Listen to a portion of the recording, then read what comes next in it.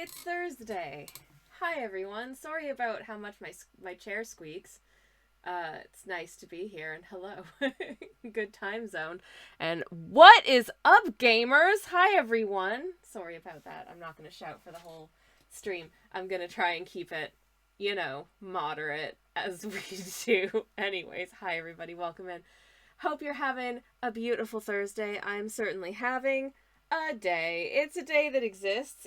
I can't say I'm having a bad day, so I feel like that's a good thing, right? How's everybody doing? How are you? It's lovely to see you, and welcome to the stream, such as it is. Hi, Samantha in the chat says Thursday already. Praise be to the God of Thunder. Indeed, indeed. Thank you for blessing us with this day of the week, Thor. Anyways, so we're painting today. Surprise! In a shocking twist of event, we're going to be doing some painting. You probably want to see what that looks like thus far. Oh gosh, excuse me. Just in time for stream, I've got hiccups. Fantastic. Love that for me. Oh no! Anyways, so I've been doing some looking, doing some research, doing some what do I want my my like flowery gubbins of choice to be here. And I've had some thinky thoughts about it, and I'm still trying to figure out the best way to do it, and it's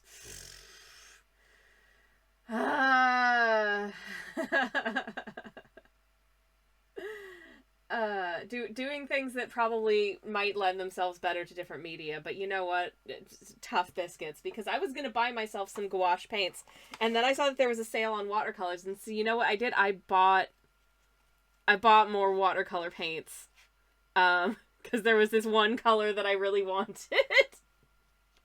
And then I was like, I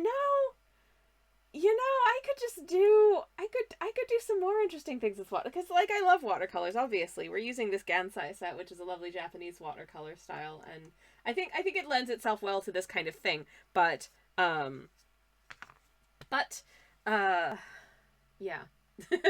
Anyways, it's taken a lot of me probably doing more mental exercise than is strictly needed for this piece. I probably don't actually need to be thinking as hard as I am on what what I'm aiming to do here. I really don't, but here we are anyway, so never mind. Anyways, I did contemplate whether or not we wanted to have wisteria on the wall, because I think that works. It's a nice sort of springtime vibe. But I tried painting a wisteria garden a couple of years ago, and I think my technique was probably not the best choice for wisteria, because it ended up just looking really visually, I did it in sort of a semi sort of pointillist way with just lots of little flowery doots, and I think that can be really effective in some cases, but in that case it just kind of made the whole thing look kind of bland, static. It didn't come together well, and I never posted the final version of that just because I didn't think it was very good. Sometimes you just gotta delete your art, you know what I mean? Anyways, Samantha says, oh no, the streamer has hiccups. How will Nicole now Nicole will have to take over.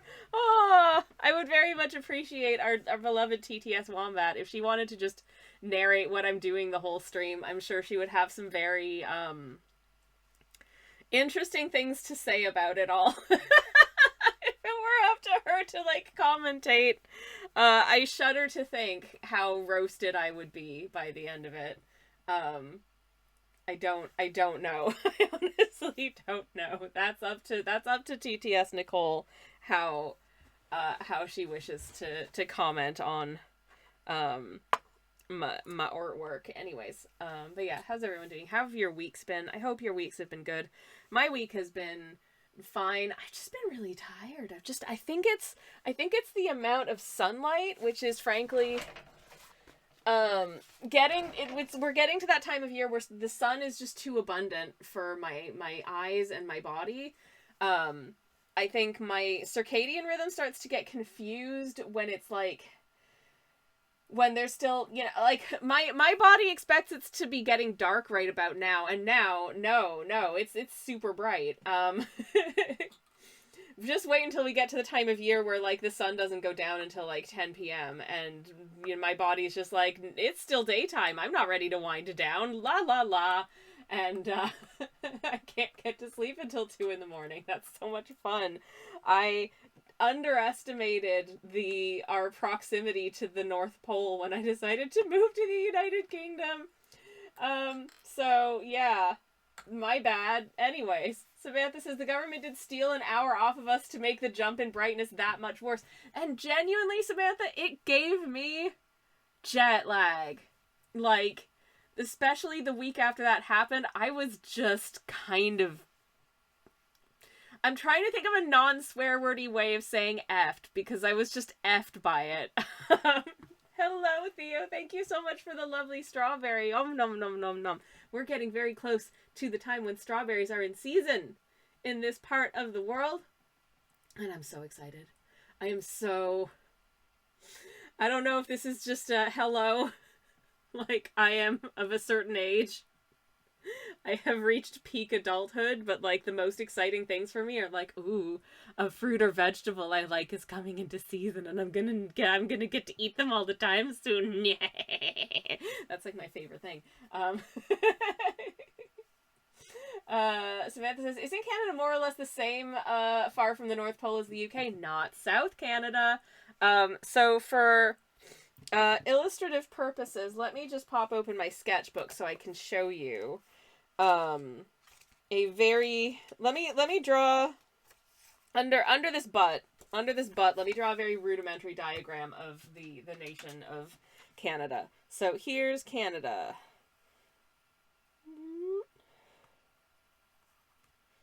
Doodly doodly doo. There's that, the betas is not that shape. And then there's a little this guy, there's a little this dude, and then there's, okay. All right. And then, like, there's like the Great Lakes are here, kind of thing. Okay, you get the idea. It's not perfect. And then you just, this province and that province and that province, and then this province kind of goes like that, and then this province goes like that, and then, oh shoot, I forgot Prince Edward Island is right in there. Anyways, you get the idea. So the part of Canada that I'm from is roughly, so here's Toronto, which is a quite big city, so I've marked it as like a big circle. Here's the bit that I'm from, this little dot right here. Okay? Now, if I were to put this into context of, like, here's America. There's America's little nubbin. That nubbin is Florida. I don't know why I called it a nubbin, but it's, you know, that's, I think, the least rude way I can refer to what it looks like. Anyways, now, bearing in mind, everything is actually kind of like that. It's actually kind of on the piss a little bit. So this is effectively in line with, this is California, by the way. We're effectively on the same latitude as Northern California. So there's your context. Canada is north, but it's also very big and quite long. And now the Northern California thing is not represented or reflected by the weather, which is 2 seasons, winter and construction, where I'm from, but that's partially to do with where we are with regard to, like, land mass and air currents and all that jazz. Samantha says it is a penis, not to... I was trying to not say that! Like, I know, but Theo says, I was made love to the clock change. Okay, but the thing is, it didn't feel gentle, and it wasn't fun. It was not a very attentive lover, and it just lay there and was not concerned with whether or not I was enjoying myself. So, like, I would not consider that being made love to. I would consider that being effed, but, like, not in a fun way. Anyways, on further inspection, says Canada, says Canada, just the whole country. Samantha says, on further inspection, most of Canada is, but apparently everyone lives in a little divot poking into the US. It is true. Southern Ontario is the most population dense segment of Canada. Like, the most number of people live there. I mean, considering that I don't know exact population numbers these days, but if I had to make like a vaguely educated guess based on when I used to live in that country, um some probably like the greater Toronto area encompasses like I don't know, like 10 to 20% of the entire country's population. It's a lot of people. And then there's a lot of areas where there's just not really any people at all. It's wild. It's literally wilderness. It's wild. Anyways, yeah, so yeah, moving to a place that is genuinely more northern than where I'm from, despite the fact that, like, culturally we don't think of it in this way. I'm not used to the lighting situation. It's probably also why I should never move even further north than here. Um, like, I visited Denmark and I was like, I love it here so much. I love it. I could live here. No, I couldn't. No, I couldn't. They get even more sun in the summer than we do. Not by much, but like a bit, you know? I shouldn't do that to myself. Yakadu, hi, welcome in. Lovely to see you. Hello, hello. Hope you are well. How are you doing? Samantha says the rest of Canada just belongs to the polar bears. Oh, honey, I hate to break it to you what a small portion of the country the polar bears live in. I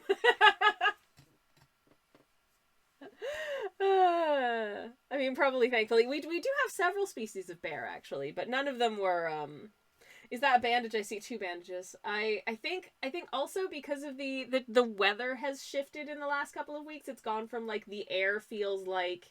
Are you all right? Yeah, I'm fine. I'm okay. First of all, I'm fine.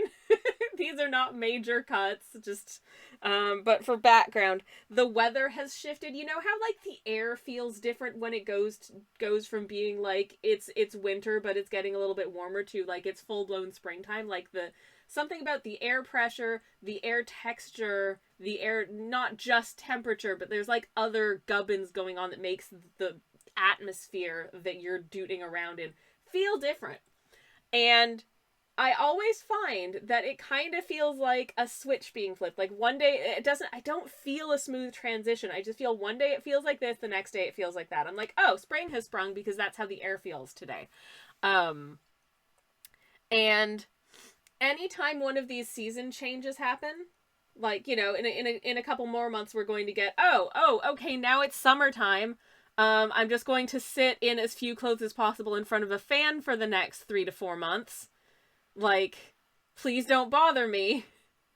I am mainlining Lucozade Sports so I don't die. Anyways, in the dark, importantly. Ugh. Ugh, it's been positively summery up here, says Samantha. I do not approve. It's just one of the things that it really does affect me, though, especially as I've sort of aged into the middle of that, is my skin gets super dry. There's just a period where like even drier than normal, and I regularly have like pretty dry skin apart from my face, which still gets breakouts even though I'm over 40. My skin gets so dry, and sometimes I haven't had a chance to re-moisturize after like washing some dishes or taking a shower or something like that. And then I will just rack up paper cuts that don't seem to come from, like, I haven't touched anything and there's a tiny cut on my fingy. Where the hell did that come from? My skin just paper cuts itself. Just it gets paper cut by the air. I don't know. It's awful. Thank God I'm not on anticoagulants. You know? Like, so, I got this paper cut a couple nights ago, and then I got this paper cut yesterday, so, I'm trying to protect them as best I can so they heal, because those things, you know, it's the tiniest injury. It's the teeny tiniest injury. It is so inconsequential. It doesn't matter. It's gonna heal super fast. But they just itch and sting anytime, like, an air current happens to whisper past at, like, 0.1 miles an hour. You know? You so much as look at them and they start itching. It's so annoying. So I'm just trying to minimize, you know, the damage. It's awful. Air so sharp it gives you a paper cut, says Samantha. That's it. That's it. I hate it. Anyways, so spring has sprung, so I want to celebrate that by painting some flowers. Because clearly I'm such a big fan of spring, the way I've been talking about it. Oh, heck, I feel that, says Fiakadu. Yeah, it's just the worst, isn't it? Oh, Biddle boy. Anyways. You think hand cream would help? Oh, I love my hand cream. I use Cicaplast, like a really thick hand specific version of Cicaplast, which is very good for your hands. But it can only do so much because your hands, you use them so much and you have to wash them so much. Anyways, my moderator slash spouse has just come home, so I'm gonna go say hi to him because I love him. One moment, chat. BRB. Hi, darling. I'm so happy to see you. I've missed you so much and I love you. Mwah. Give us a huggy. How are you? Okay. Anyway, today's frustrating. Yeah, I know what you mean. I'm sorry, babe. Well, you're home. Go have some tea. I think there's water in the kettle. I love you. Hi, everybody. Ooh! Vyakadu, thank you very much for the 3-stream steak. The 3 steaks, much appreciated. I hope you enjoy your yummy steaks. That's awesome. And thank you for the welcome home to Twitch users. He has gone to the loo, so I'll let him know that you said hello when he's back. I'm sorry, was that TMI? Anyways. Vyakadu says, oh my god, we're hearing them be cute and stuff because they love each other. You're making me blush. Pretzels. Hello. Anyways, so as for me, Samantha says Sammy loves Sledge. I do. Sledge loves Sammy. He does. We love each other very much. It's gross. I'm sorry. I'm sorry we're so gross. I can't help it. I can't. Anywho. I simply can't help it. Right, what do I want to... I'm trying to figure out how best to do this, because I want these shrubs at the back to have some, like, you know, flowery clusters, which they would IRL, but I don't want to... If I paint in the flowery clusters, then any of the stuff that I paint in front of it is going to have to be, like, dark enough that you can't see the flowery clusters through it, or, like, ideally, but, if I paint those things in first, then I'm having to try and paint the the background flowery clusters around it, and that feels really cumbersome to me as like an order to do stuff. But I can't really not. This is why I've been like waffling with this so much, because I feel like I've just given myself like a really stupid, weird, bad challenge to just like paint something basic. Good luck, and then it's actually impossible to do well. No. So I think I'm just gonna have to do that. I wanted to do some foxgloves kind of in this little gardeny sort of plop in front of here. But I'm wondering if I should actually have some like... No, I was going to do some just sort of like flower beddy brown, but honestly, I think I want to kind of fill it in with enough sort of like greenery dudes that you don't really see that anyways. So like it's kind of moot. So I guess what I should do is maybe just mark out the bits where I want there to be like some foxgloves and maybe some smaller, I don't know what they are, but they're just here, flowers that look cute. Paint all the flower clusters, then make the foreground objects on separate paper and turn it into a collage, says Samantha. I mean, I don't know whether or not you're kidding, but I've done similar before, where I've just painted elements on a different piece of paper and just photoshopped it together. I'm just like, I can't decide whether I want to put this here, so I'm just gonna paint it on a separate thing, and then that's the way that I animated my PNG tuber here is that I did like a base portrait of myself, with the state of having my eyes open and just doing like a smile like that. And then I separately painted a pair of blinking eyes and a mouth that is speaking. So somewhere in my like pile of like sketches and artworks, there's just some eyes and a mouth that I had to carefully resize and like pop in the right places on my face and then clone out, you know, sort of the elements that were already there. It was very I don't think this is how most like animators work. It was very cumbersome and silly, but it was very fun. And if I had captured the making of, I feel like people would have been like, "Oh my god, this is the jankest thing I've ever seen in my life. What is wrong with you? Why can't you just do it normally?" And the answer is I can't do it normally because I don't know how to do digital art, and I have a super old version of photo editing software. um which also genuinely restricts me in some ways in terms of what I'm able to achieve with it, which is kind of annoying because it meant that there was something that I wanted to get printed, and the printer that I had talked to about doing it, the instructions on their website were like, okay, you have to do it this way. And so I did it that way. And then I got an email from them saying, actually, you have to do it this way. And I'm like, oh, my software literally won't let me do that. So, I guess we're not using that effect. And it was really sad because it was something cool that I wanted to do and then I wasn't able to.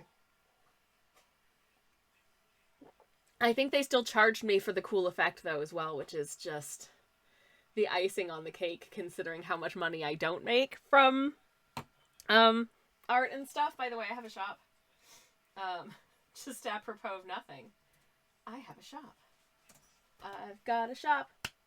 I've got a shop. It's here. You can get. I actually updated it fairly recently with some new prints and stuff. If you like gay gnomes and lesbian hamsters and little guys who are made out of cake, a gazillion out of 10 do recommend you should go check it out because it's a lot of fun and I really like breaking even on these updates, so you know, just put that out there. Anyways,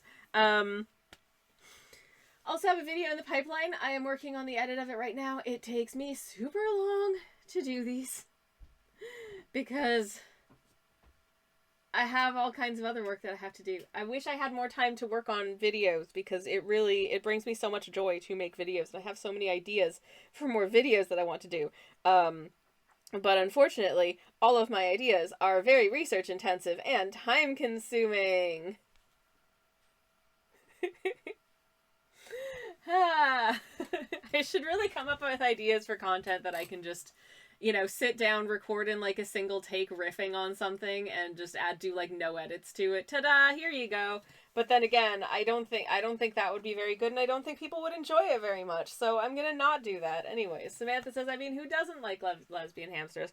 I don't know. People who are mean and have terrible taste and completely lack imagination and joy in their lives, I would say those are the people who don't like lesbian hamsters. Like, just if I had to guess. So, yeah. No offense to people who don't like lesbian hamsters. I do also make art of other things. But that's one thing I do. Anyways. How shall I do? Maybe I should start adding, because I've got these little primroses that I kind of plopped here and there, and I thought it might be nice to just give them some like foliage. So maybe I'll do that first, and then decide how to proceed with the stuff that's behind it. I think that's what I'm gonna do, because this is all really hard. I'm probably thinking too hard about these, but you know, sometimes you start doing something and you're like, I really want this to look cute. And I feel like this has immense potential to end up being not that cute. And consequently you like overthink it, which I think is what's what's happening with me in this piece. So I'm just gonna get on with actually doing a part of it and see how that part goes. A fairly sort of small, inconsequential, not wholly inconsequential, but not the most consequential piece of it. These leaves are quite. I'm looking at some.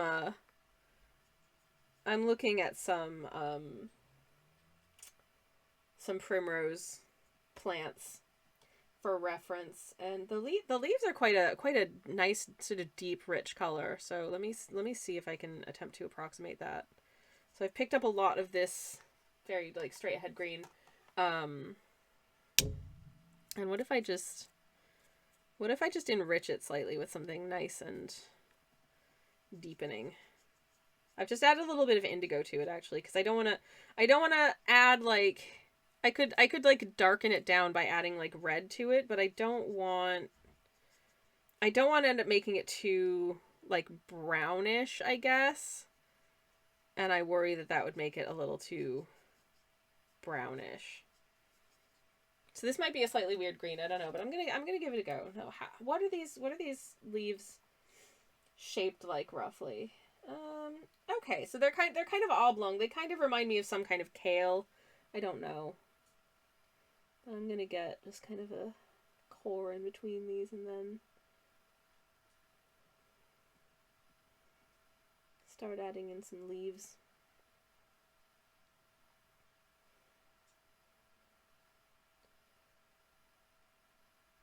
I might get like a couple slightly different greens just to give it a bit of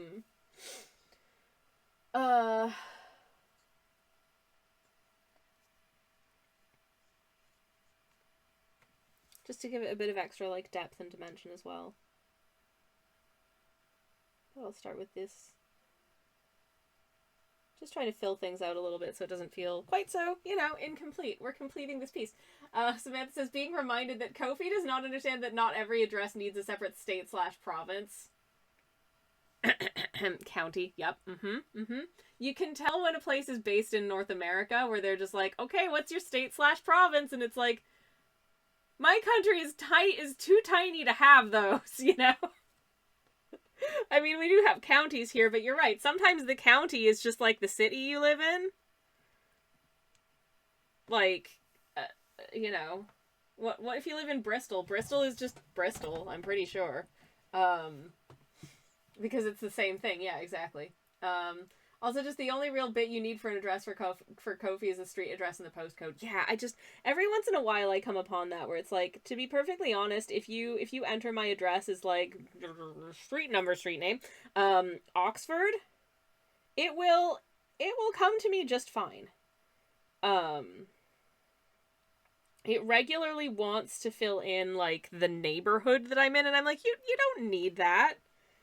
You don't actually need that. I feel like that's superfluous information. Because it's got the postcode on it. I don't need to enter the, like, my city is not big enough for you to need to know the neighborhood that I'm in order to, like, use my address. You just don't. Also, personally, I live in Oxford, which is in Oxfordshire. Like, I feel like putting Oxfordshire is almost, like, kind of a redundancy anyway. So like regularly if I write out my address, I put, sort of like name, street number, blah blah blah, Oxford, postcode, right? I don't put Oxfordshire because I feel like the postie is gonna know that Oxford is in Oxfordshire.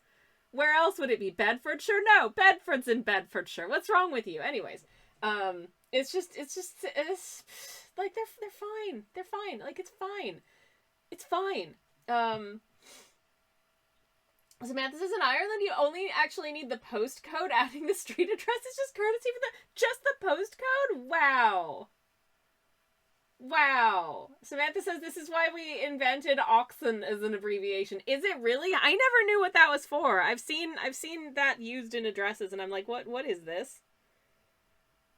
I honestly, like, I've lived here since 2014 and I didn't know that.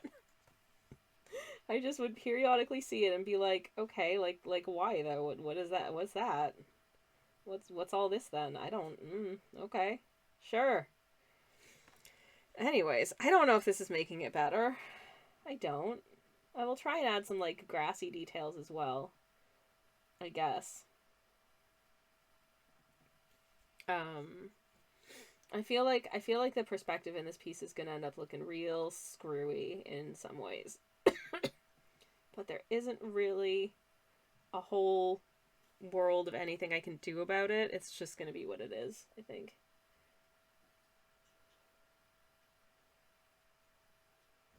And that's fine. Alright. We have some leaves of that color. Things are feeling a little bit less... they're still feeling weird to me. I think this is one of those real trust the process pieces where, like, the more I do, the more it's going to feel like it's good. But at the moment, I feel like this is weird. Turner, thank you so much for the lurk. Thank you. I hope you have a lovely, lovely lurk. It's lovely to see you. Happy Thursday. Samantha says, yeah, Ireland redid their postcodes and decided they were going to have the best postcode system in the world. Every individual address has its own unique, non-sequential postcode. Oh my god. Every individual address has its own unique non-sequential post. So you can literally just put the postcode down and it would get where it needs to go. That's... Which means you just need a machine-readable postcode to get your letter where it belongs. And if a new house is built between two existing houses, it doesn't throw out the numbering system. I don't know. If you were to post a letter that just has the postcode on it, would that be fun for the postie? I don't know. But wow. I have so many questions and I don't know where to begin with them. But okay, you know, good job, Ireland. I hope that it's working for you. You know, it was working for me, this coffee I just finished. It was delicious. I can't remember anything about it, so I can't tell you where it was from, like where it was grown. I believe it was washed. It had notes of satsuma, malt, and raisins, I think? I don't know. Nice, smooth, pleasant brew. And it was roasted by Round Hill Roastery, who I believe are based in, I want to say the West Country, but I could be wrong. Anyways, I love a good coffee roastery. I really do. Well, this tea has not been stirred. Uh-oh. Because that sip tasted of nothing. Which means all the goodness has settled onto the bottom of the cup. So I'm having to stir it with an old paintbrush. The street address is just helpful for the postie because then they don't have to look up what postcode is what house on their route. Yeah, that makes sense. But also, woof. Woof! That's wild. That's wild. I guess from like a sorting end of things, it's whatever. Samantha says UK postcodes give you the sorting office it needs to go to. E.g. OX is the Oxford sorting offices. Yeah, and then the rest breaks down. Hub is delivered from the delivery route it belongs to and which bag it needs to be in for that route. Yep. Makes sense. Makes sense indeed. I can't remember what I was going to say. I cannot remember what I was going to say. It can also be postcodes. I find like the UK postcode system can sometimes be helpful in terms of like if you're looking to move to a new house or a new flat and you're like, "Ooh, this place is great." How big is the numby? Now, this doesn't work super well, like, for everywhere, but for the city that I live in, for instance, or the county that I live in, for instance, it's very useful to see, like, what's the size of the numby? Because if I'm looking to move somewhere within the city of Oxford, I'm looking for the smallest numby after the OX bit at the front of the postcode as I can. So, like, OX1, OX2, OX3. I know that's going to be, like, within sort of, like, the main, you know, city. But then I'm like, oh, this house is gorgeous and it's got 5 bedrooms and the rent's honestly not that bad. And then I look and it's like OX46. Oh, this is in the middle of absolute bumbleflip. Well, there's gonna be no bus route out there and it's gonna take me an hour and a half to get to the grocery store. So, hard pass. So that's sometimes the kind of information you can get from postcodes. That obviously doesn't work for everywhere, but it certainly works for me who lives in a mid-sized city. Didn't quite work the same way when I lived in a big city, because when I lived in a big city, you know, you could still be within spitting distance of a supermarket and have the postcode M50, which was I can tell you now because I haven't lived there in like over 10 years. I had the postcode that started with M50 when I lived in Manchester. Despite starting with 50, you know, I was still very much within a big city and within spitting distance of like a supermarket and a bus stop and that kind of thing, yada yada yada. So it was fine. But in a mid-sized city, that's very different. Samantha says, hey, the people of Bumbleflip are pretty cool, though. Very chill. I mean, I don't doubt it, but they've only got a bus that runs 3 times a day. And that's a non-negotiable for me. I need to be able to leave the house. Even though I don't want to, I need to be able to if I have to. Like, you know, if I have to pick up a prescription for my medicine, or get groceries, or visit my local extremely hip and cool coffee roastery for delicious, delicious coffee beans. Like, I got to be able to do that. You know what I mean? And so, look at Numby. Can be depending on where you are, a useful shorthand for, is this someplace where I would be able to move to, or should I pass over this house listing because it's simply too far from anywhere at all? And that makes me sad. Also, if you have to commute for your job, it's like, how many hours of your life are you willing to put into like being, you know, waiting for a bus, riding the bus? How much of, you're not being paid for that time. How much of your life are you spending getting to and from work? How much of your life is your own? These are questions I ask myself on the regular. And then sometimes I get sad about how much of my time is not my own. But I try not to do that on stream. Anyways, Samantha said here the milkman in Bumbleflip will deliver your prescriptions for you, among other pharmaceutical products. Oh. Oh. that's the kind of community that Bumbleflip is, I see. Alright. Yeah, I used to live somewhere where the ice cream van was that kind of a service as well, I think. So, you know, it's essential for some areas. Anyways, there was, so back when I lived in M50 in Manchester, I actually lived directly across the street from a tram stop, which was super convenient. But I just remember this one time there was this man who was waiting on the platform with like the cutest dog I ever did see. And it was also like the most blatant drug deal I'd ever seen in just broad daylight at like 2 p.m. on public transit. Because he was just hanging out at like the bus stop with the most adorable dog I ever did see. And then a dude who was on the tram hopped off the tram, exchanged a parcel that was very small, and then got back on the tram. And the man waiting on the platform did not get on the tram. And I was sad about that because he had the cutest dog I ever did see. Anyways, yeah. Okie dokie. Hopefully filling out this foliage is giving cute.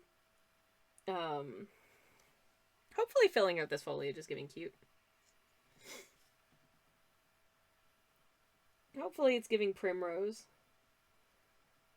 I genuinely don't know. But I think these colors are nice. In any case. So, like, that's a good thing. Anyways. How's everyone's week been? What you been up to? I hope you've been having a good one. I have, What have I been up to? Thinking about continuing my YouTube video edit and then not having the spoons to do it at the end of the day. That's really more of like a Friday/weekend job for me anyways with the way my schedule is, so that's fine.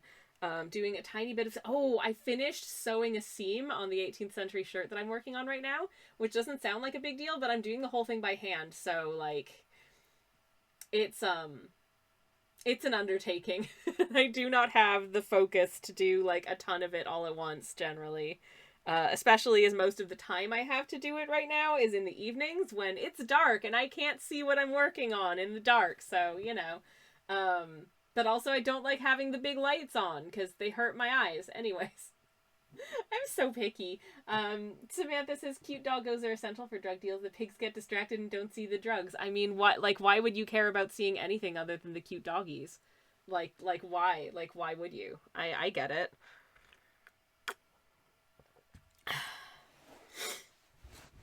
Anyways, and I mean, honestly, like they said it's fine a couple years ago. In my where I'm from in Canada, that like it's okay to just like you can just go to the store and buy weed drugs now, and like the government decided no, that's like cool, we don't care.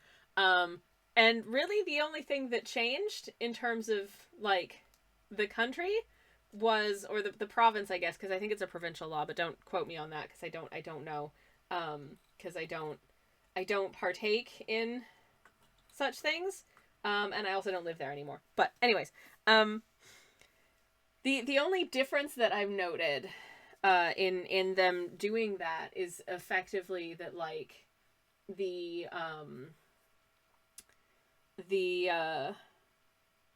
just like every like commercial street that that I go down, there's gonna be like multiple shops where you can buy the thems. The last time we were there, in fairness, there was like the time before that, there'd clearly been an explosion because there was like literally like every other shop front was like drugs. And then the time after that, I would say every fourth shop front was like drugs, and every other shop front was used to be drugs and is now closed.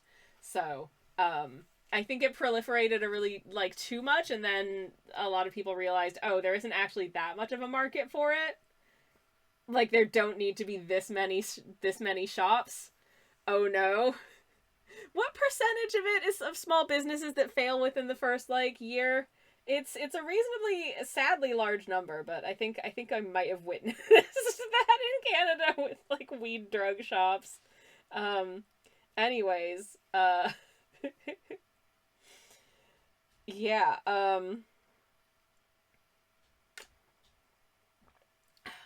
this is mint tea. This is strawberry lemonade tea. Very different in terms of vibes, but I don't know. I didn't want I wanted like something herbal, so tea wise. So I picked out strawberry lemonade, which is it's a very nice. I like it as an iced tea in the summer. But right now it's just tepid. I like it as a tepid tea any time of year, really. Anyways. Okay. Trying to figure out how to flip to do this. I think maybe I do just want to go in with like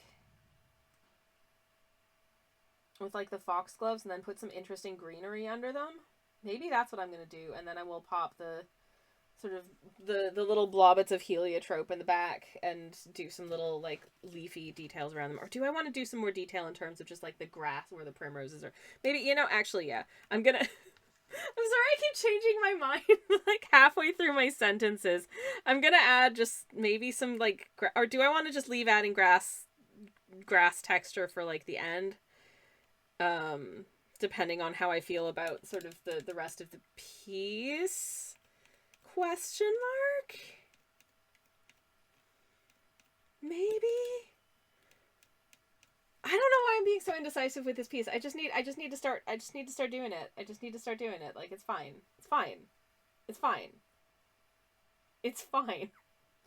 Okay, I had some reference images of foxgloves, and I kind of wanted to was trying to figure out what colors of foxglove I want to put. How tall are foxgloves? I don't know. I just know that foxgloves are a good springtime choice and that they're really pretty. If you don't know what foxgloves look like, here's a picture of foxgloves. These ones are kind of like a peachy pink color. They're like little tubes. They're like little tubes, and they grow on a stalk.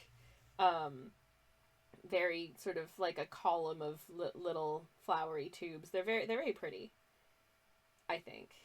Here's just like a bunch of them. Anyways.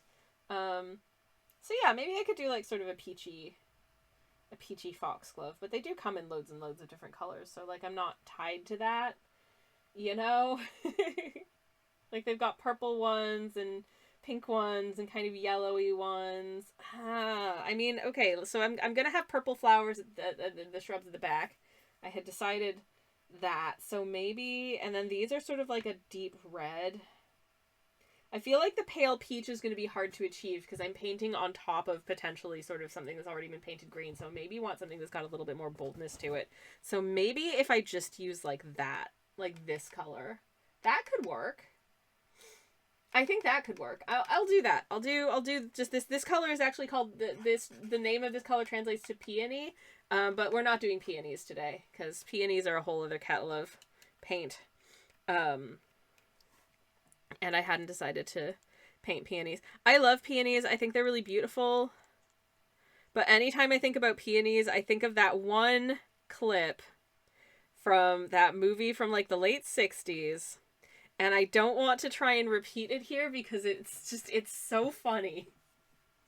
It is so funny. I'm gonna have to, you know what I'm gonna have to do when we're on BRB, because we're gonna go on we're gonna take a BRB in a couple minutes. When I go to BRB, I'm gonna see if I can find this clip and attempt to share it with the class, just in case you've never seen it, because it is so funny. If you do not know if you know of whence I speak, like, you know, it is peak comedy. It's so good. Sorry, I'm just amusing myself with something that probably none of you have any idea what I'm talking about. But I swear it's great. I swear it's great. Anyways, but moving on. Okay, I'm going to attempt, if I can, to add some levels of foxglove onto here. They don't all need to be the same color, but I feel like you're likely to get like sort of a patch of foxgloves that are similar in color, so I shall attempt to do that. And I'm gonna try and do like different heights of foxglove as well, just for funsies. But should I paint the stalks in first and then put the flower? I should probably paint the stalks in first and then put the flowers on them. So I'm gonna need to, well, now I need to make brownish. Fantastic. Actually, I can probably start with this and then mix some green in and then make that brown. Like that ought to work. So there's some peony. I'm just gonna add some green to it. What doth that make? Greenish. That's kind of a brownish green. I could add a little bit of orange to it, maybe, just to really accentuate the barky color of it. Anyways,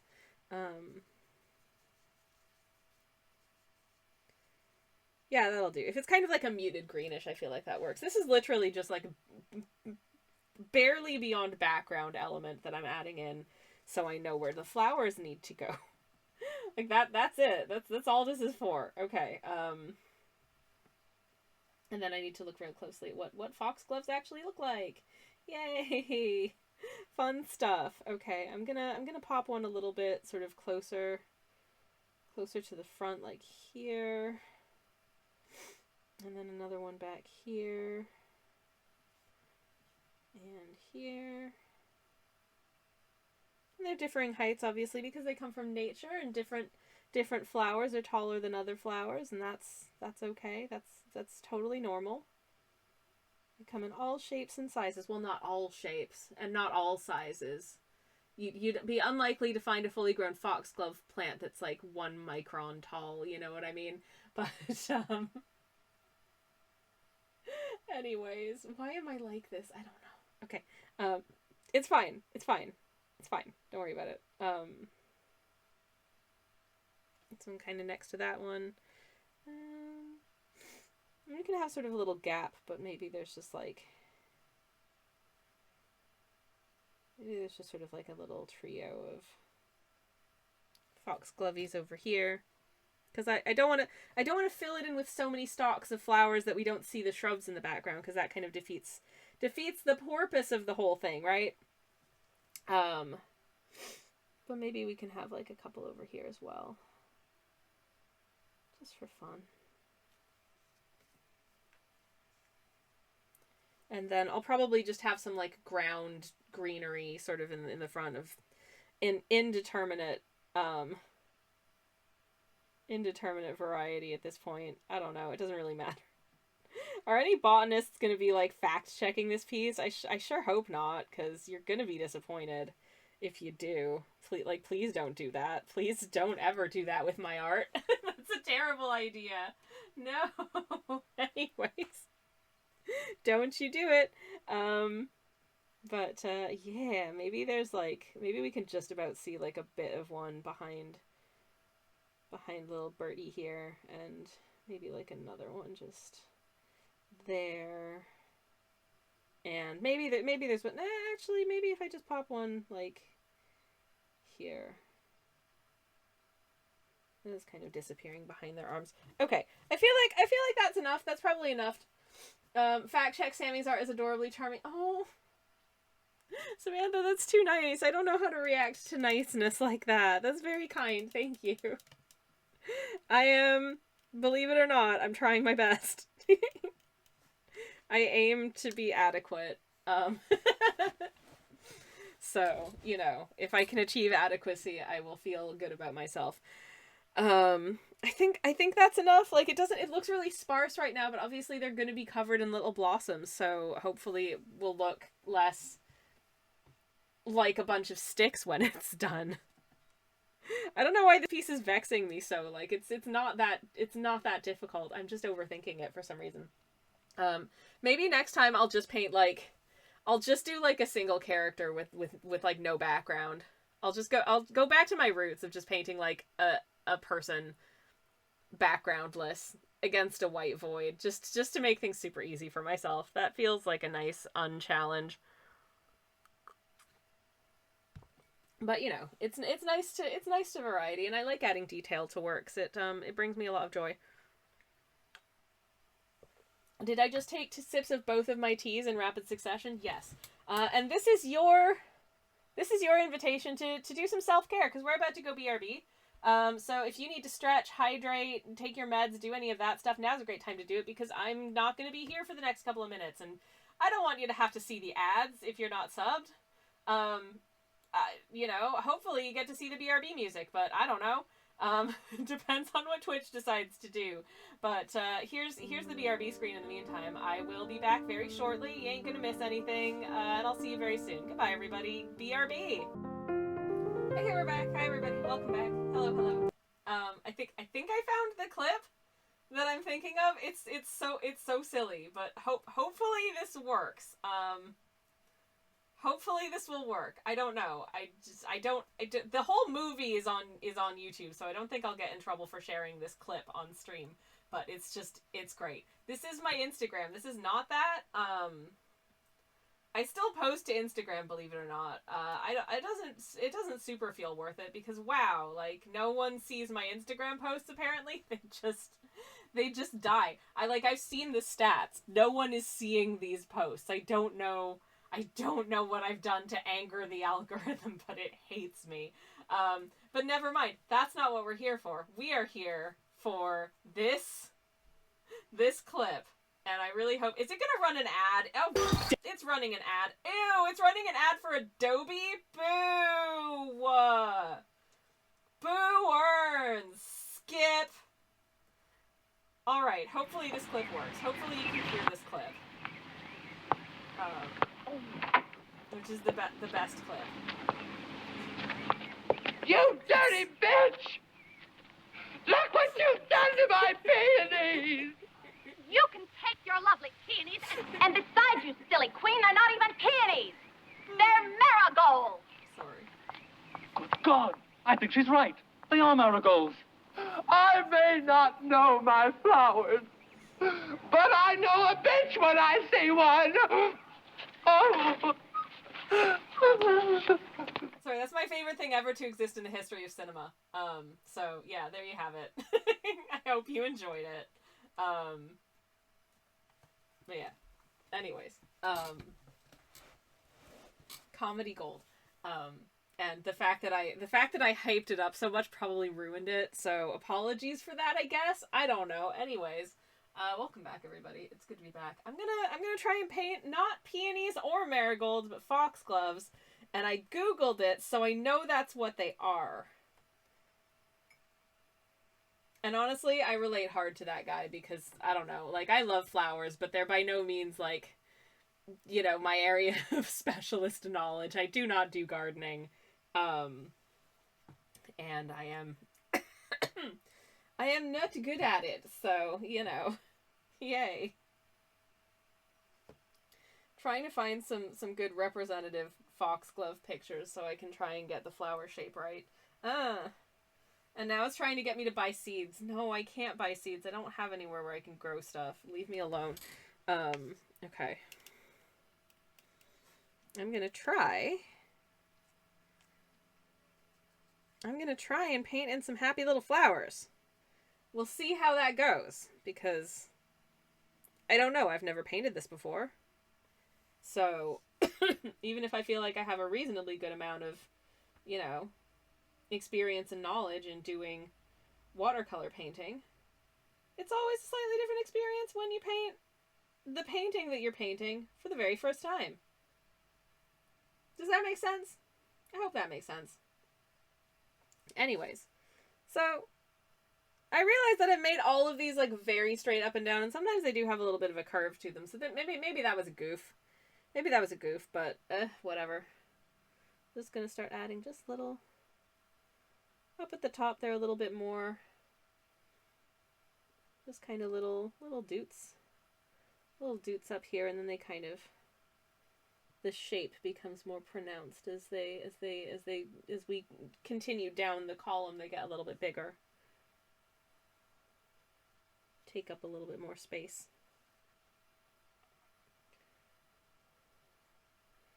But they are still at like a reasonable distance from, you know, sort of our perspective. So they're not really going to get that big. And the flowers themselves don't get that big.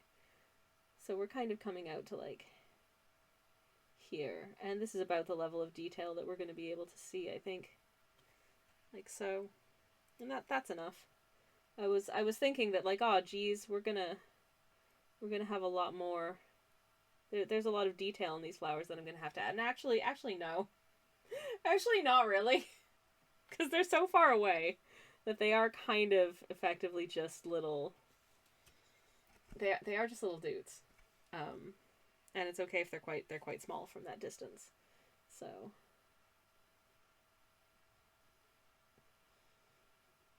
So yeah, like this is working fine. I'm gonna have to give these like a second pass with kind of, because they do kind of overlap each other, and I haven't really been doing that. But I don't wanna add in so much all at once that it ends up looking just like a continuous kind of column of like one flower instead of a column of many discrete flowers, as twere. So yes, hopefully it's working.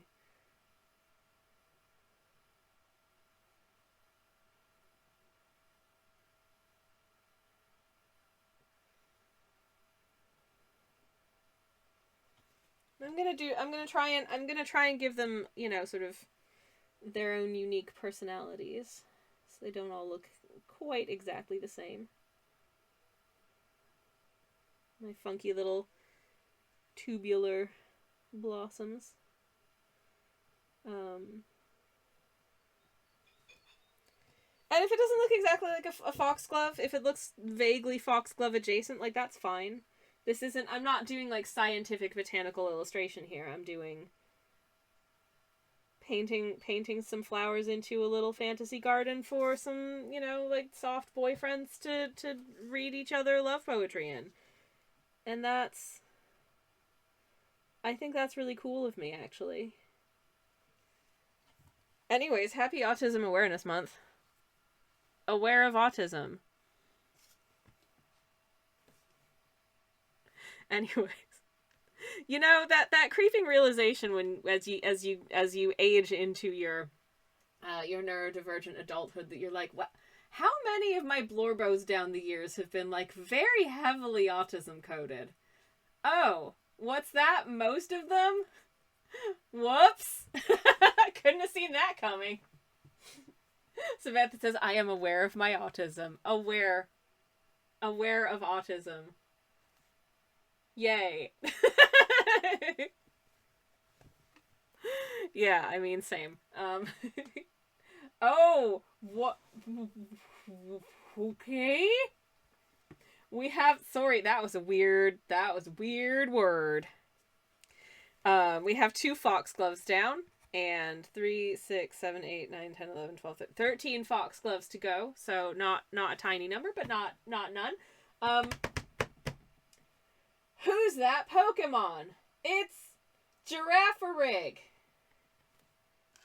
Well, I've never seen that creature in my entire life, and I've been asked to do a terrible drawing time of it. So let me go quickly grab a terrible drawing canvas. I feel like our canvas is getting kind of full, so I might grab some blank paper just in case I don't feel like there's enough space on the canvas to add anything else. So, 1 second. Thank you for this. This is exciting.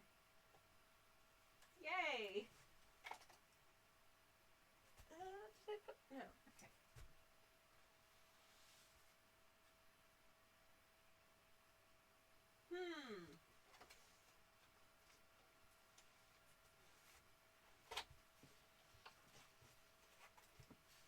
Okay, I'm having thoughts. I'm having thoughts, chat. I know that's dangerous. That is a dangerous path to tread, but I'm having thoughts. Like I could start a new sheet. But I do have some space over here. I do have like there's I feel like I want to pop Girafarig in there. I hope I'm saying that right. I hope I'm putting the right emphasis on the right syllables. For the name Girafarig, that's what it reads like to me, Girafarig. So hopefully I'm doing it okay. Or I could put it behind the horrifying human legs cow. I could put it behind Lagatha. Guess it depends on what kind of shape I want to do for this, and I don't know what shape I want to do for this. I'm having, I don't know. I'm getting my I'm getting my timer up. I should probably explain what the hell is going on to anyone who's new here. Hi, by the way, if you're new here, welcome on in. It's lovely to see you. I do believe the word is deliberately based on the word giraffe, so the pronunciation fits. I mean, that's what I assumed, was that it's some kind of giraffe. I don't know what kind of giraffe, but I have ideas, and I don't know if they're good ideas. But I guess we'll find out. But for 5,000 channel points, you can request me to do a drawing for you, for which I have 5 minutes or less to draw a character or concept if you're choosing from memory or sight unseen. This is the sight unseen one because I'm not familiar with this Pokemon. There are many Pokemon that I'm not familiar with, such as Articuno, Zapdos, and Moltres. So, yeah, that happens. Okay. So let me get 5 minutes up on the clock so I can attempt to start drawing Girafarig. Okay. I feel like it kind of feels to me like a really bad portmanteau of giraffe and pig. So that's where my mind went, effectively, is like, what if giraffe, but also pig? And do I know how in the actual hell I'm gonna draw this? I don't. I really don't. But, I'm gonna try my gosh dang darndest. So, let me start with our little giraffe for Rig's head, which is up here, and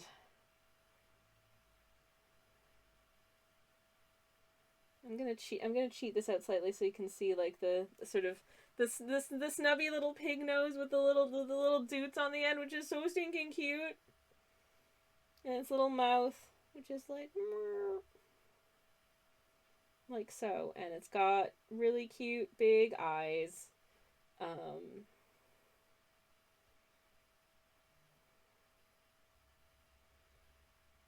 Oh, ain't that actually, no, that's creepy. Hold up. Is that creepy? Is that creepy or is it cute? I can't decide. I can't decide if that's creepy or if it's cute. I'm gonna... Hold on. I'm doing some weird animal fusions here, so let me see if I do like a...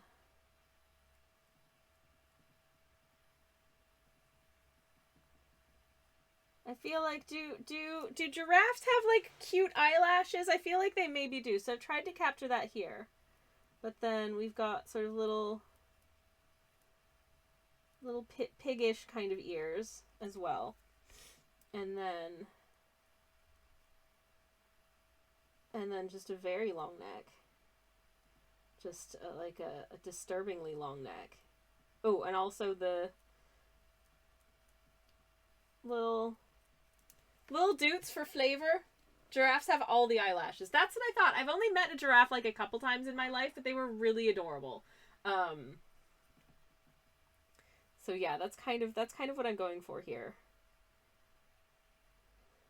And then we've got the pig's little curly tail, which is so stinking cute. They've got the little curly tail. Love that for them. I don't actually know if pigs' tails are like legit that curly. I don't think that they super are, but you know, and then this body is just like a tank, cause pigs kind of be like that. And then little trotters, as it were. Got their little trotters, like so. Doing little trots. Pigs trotters are very cute, I think. Just doing a little trot. Like so. Okay, do I want to give it... I'm gonna give it some, like, giraffe-y spots as well, though. Just, like, a ton of polka dots happening up in here. Just to keep it, you know, sort of nice and, like, fairly simplified, I'm gonna make the giraffe spots kind of, polka dotly, which I think is real cool, real cute.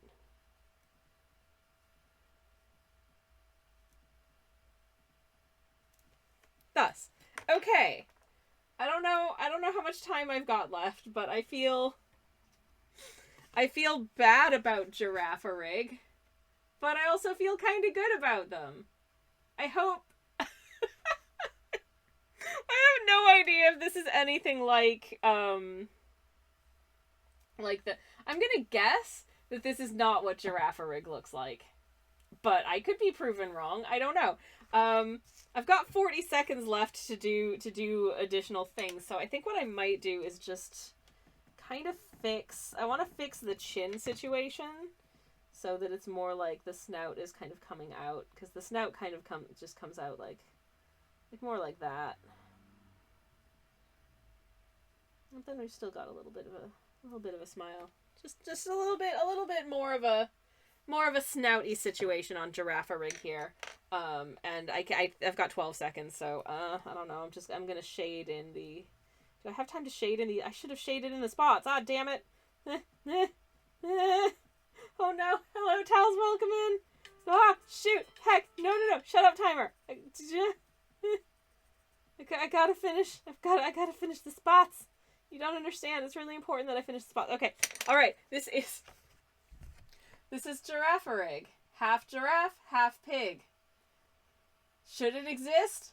Well, should have thought of that before you requested a terrible drawing time of it. Shall we see what the Pokemon Giraffe-a-Rig looks like? Because I've never heard of them and I don't know. Yay! Oh boy, okay. Let's go, Giraffe-a-Rig. Oh, it's... Well, I wouldn't have guessed this! What's going on? What is up with this creature? I'm confused and intrigued. Oh my goodness gracious. Okay, so, again. Giraffe-a-Rig. Half giraffe, half pig. I guess when a giraffe and a pig love each other very much, a Giraffe-a-Rig might be born. Anyways, it is now, says Tals. Thank you. Thank you for that. I appreciate it. So this is Girafarig, and this is also Girafarig. So, I mean, I got the giraffe part right. It's got a face on its tail. Or maybe that is the real face, and the one that looks like a giraffe's face is like a false face to confuse predators or something. I'm not sure. I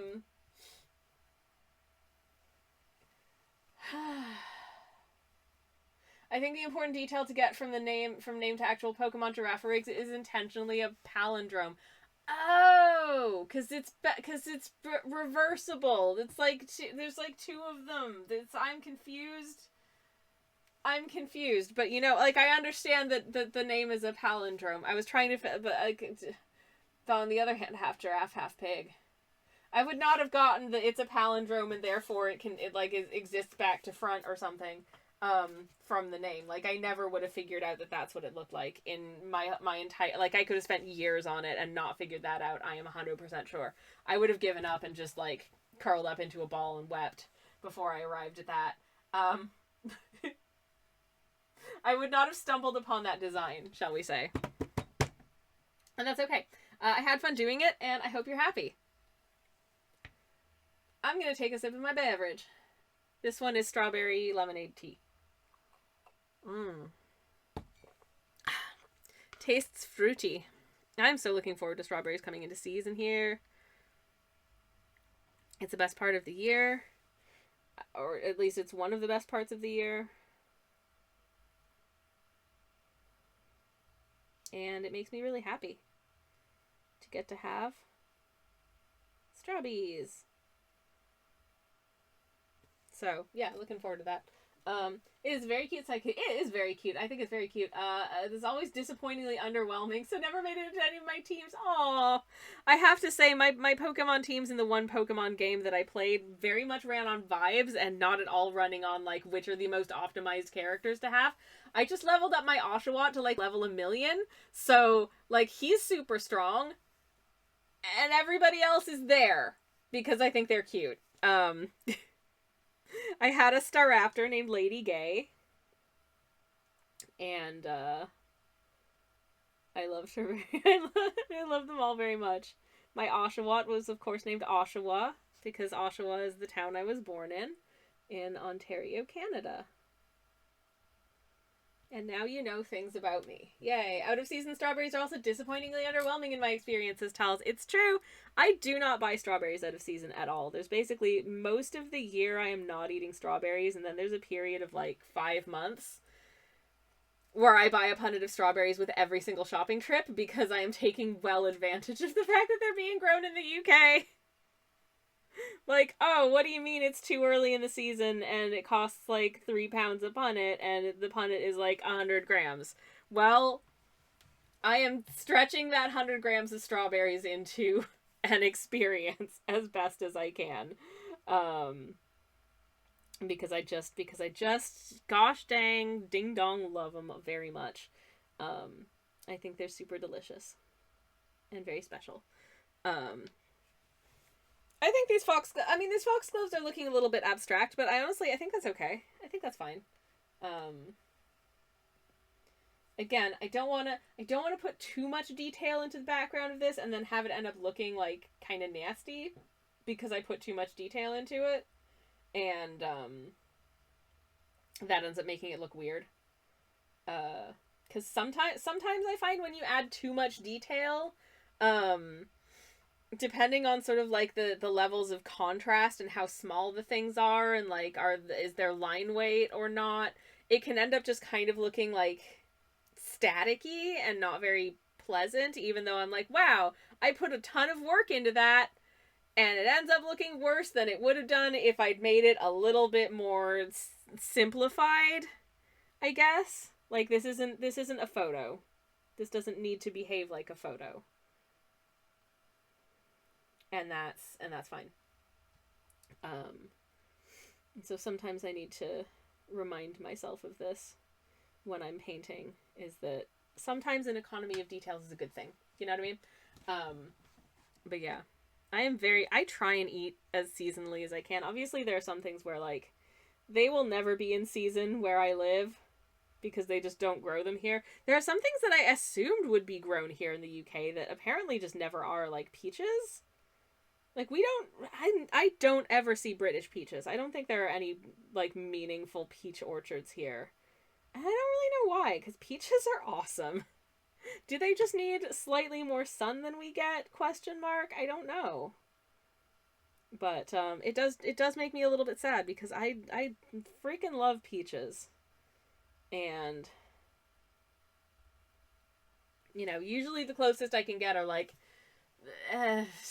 somewhere in Western Europe if I'm lucky. Not sunny enough for peaches, maybe, says Tals. Yeah, like maybe, but like we can grow tomatoes, so why not peaches? I don't know. Thinking back to the things that grew where I lived back in the old country, like peaches were a big Ontario crop.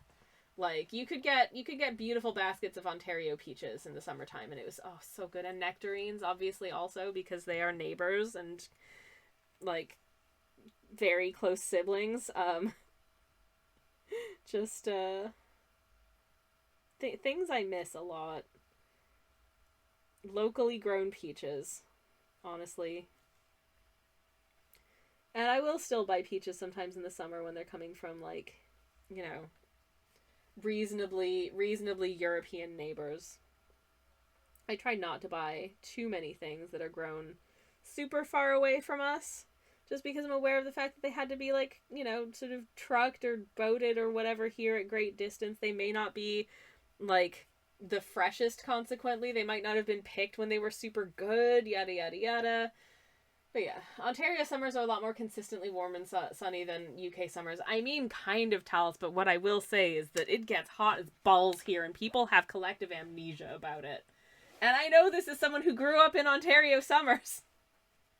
Like, it doesn't get hot as balls, yes, but it also gets hot as balls here. I think you're probably right that there is, like, consistency in terms of, like, temperature amounts, but whenever I hear people like, we didn't even have a summer, it just rained all the time, I'm like, it rained for, like, 5 days, Sharon? It rained for like 5 days, okay? And I promise you got so much sun. You're just choosing not to remember. But then again, whenever people when it's like sunny out and people try and talk to me about like, people try and like talk to me about it, they're like, oh, the sun's out, isn't it lovely? It's like, I'm just gonna go back inside, bye. It's like, let's go all sit in the sun. Okay, bye, have fun. I'm gonna not do that because I hate it. Speaking as a fellow Ontario to UKer, hell yeah. You know what I don't... Okay, speaking as an Ontario to UKer, you know what I do not miss about Ontario is the mosquitoes. The mosquitoes were awful. Like, I was complaining to someone today about how many spiders there are in my house at any given time. Because there are so many. And they leave a mess that I then have to clean up. And they also scare me. And sometimes they bite. I was speaking to someone who has also lived in Australia and says the entire time that they lived in Australia, never bit by a spider. Got bit by a spider when they lived in Oxfordshire. Terrifying! I don't need to know this. I live in Oxfordshire right now. Ugh! And the black flies. Oh god, they were so big and so horrible. Just awful. Like 0 out of 10. Do not recommend. No. Just, yeah. Things I do not miss about the old country. The mosquitoes.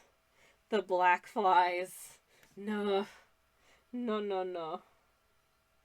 not miss at all. I'm very happy to be away from such things in my life now.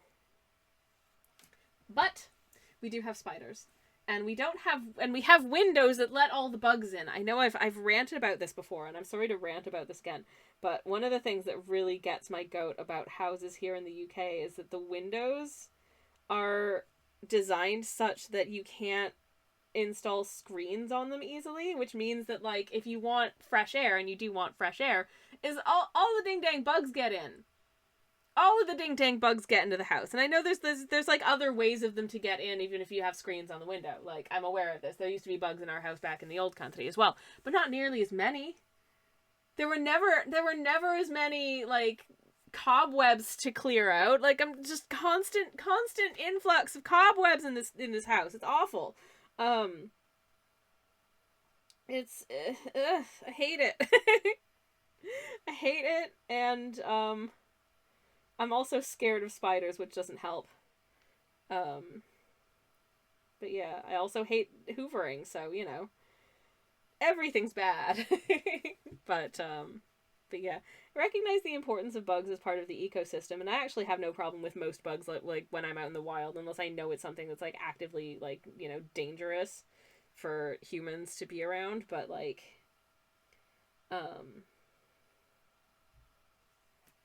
on the other hand, woof, some of them scare me, and some of them leave a mess in my house, and I don't appreciate that. I definitely don't appreciate when, like, moths try to eat my wool. And sometimes we get moths that try to eat my wool, and I tell them no. And sometimes they do it anyways. I've had before where I've, like, gone into a bag of knitting wool that I haven't looked at in a really long time, and I start, like, winding, like, a skein of wool into a ball, and I'm like, oh, it's broken. Oh, it's broken again. Oh, it's something ate this, you know?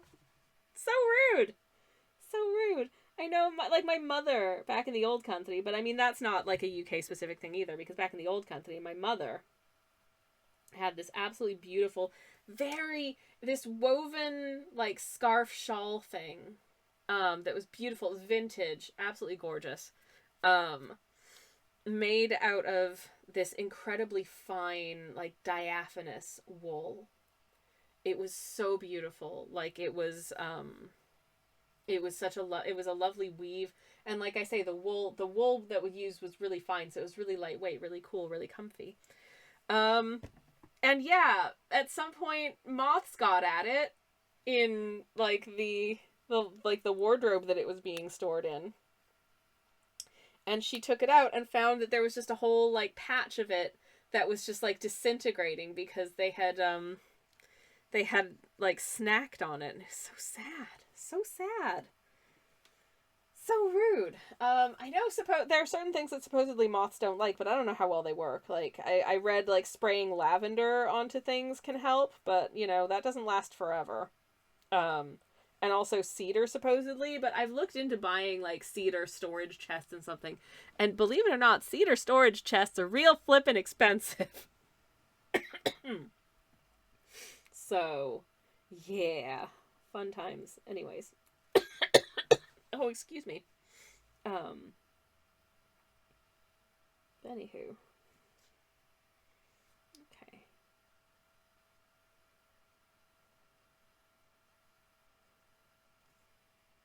I hope that these foxgloves are reading well. I hope they look cute. I actually think that these look really cute.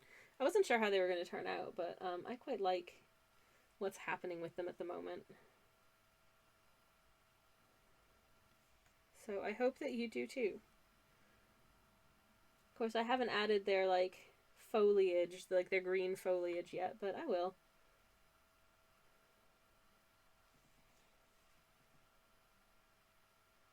Because, of course, under and around the little flowers, they've also got green foliage and stuff. I'm going to take a sip of my tea before I start the next one, because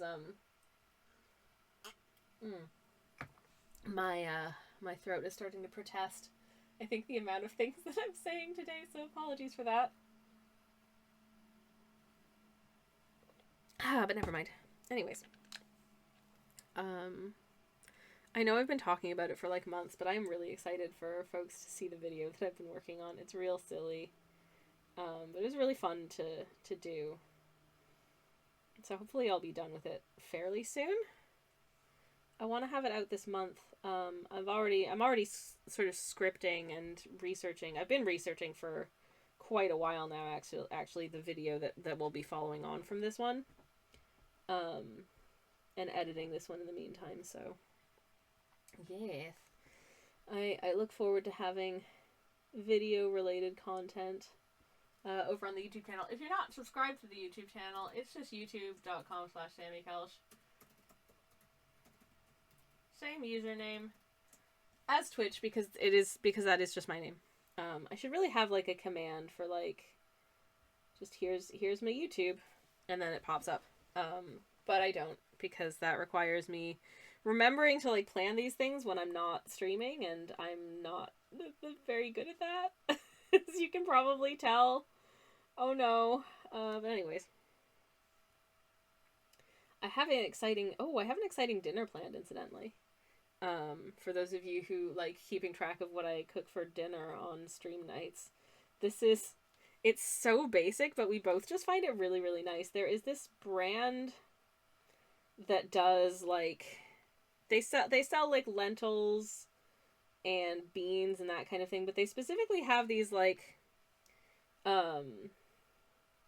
these lentils that are cooked with like bay leaf and other things, and they're like French style lentils with like tomato and some seasoning-y gubbins going on in them already. And to be perfectly honest, they make such a nice dinner, just cooking those, or like just warming them up effectively and then having it on toast. Like, that's dinner. It's so good. It's such a nice dinner, and it takes like 10 minutes or less, because I just have to make toast and warm up some lentils. And that is, on stream nights, that is the dream, honestly. Because I do love cooking. I really do. I love prepping like meals from scratch and putting a lot of, like time and love and effort into them. Sometimes. But then sometimes it's really nice to just have something that I can kind of throw together quite quickly on like a stream night, especially. And this 100% fits the bill, so yeah, happy with that. I'm very looking forward to enjoying them.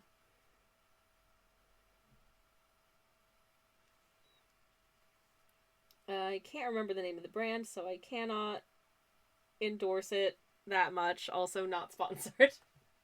but it is really good. I have some Kelch Safe toast bread, which is the closest one of my favorite like ready-made like supermarket breads was the soy and linseed bread from Vogel's, but I can't eat Vogel's soy and linseed bread anymore because it has wheat in it, and wheat gives me all kinds of problems. So, I have found like the closest thing to it, which is called Vitality Loaf, and it's gluten-free, and it's quite good.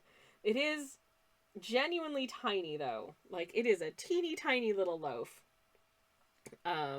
It's like the slices are like this big. They are not large. So I will probably intend to have like 3 of them, because they are quite tiddle. But that's okay.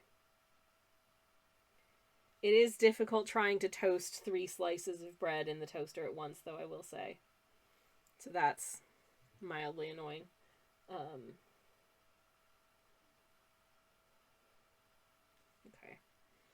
I think I'm almost done with the foxglove blooms. There. Okay. I think I'm done with the foxglove blooms. And I think it's added something to the piece. Hooray.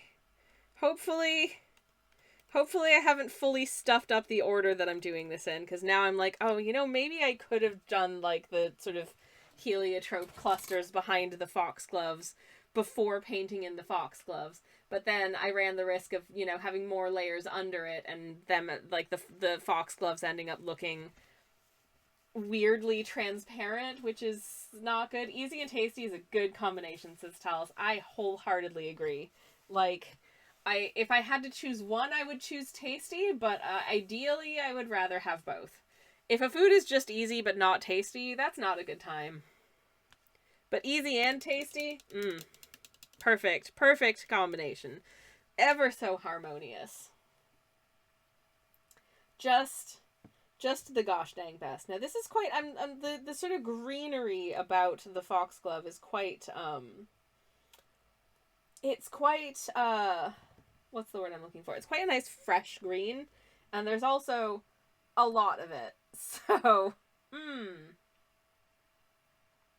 let me see. What can I do here to kind of Okay, I've got some pictures of some foxglove plants, and I'm gonna try and I think if I just use this green, we'll probably be okay for these. Or maybe if I use like a goodly amount of this green, but then add just a little bit of yellow. So I've got a nice concentrated amount of green. And then if I add just like the tittlest touch of yellow to it to kind of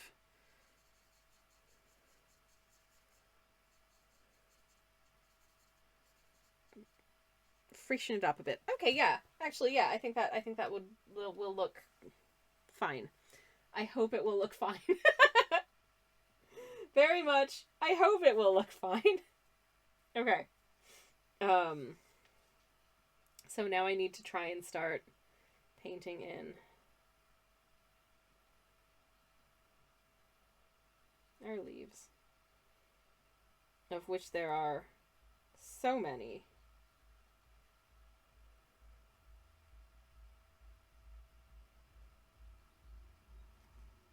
And they do go up quite a bit as well.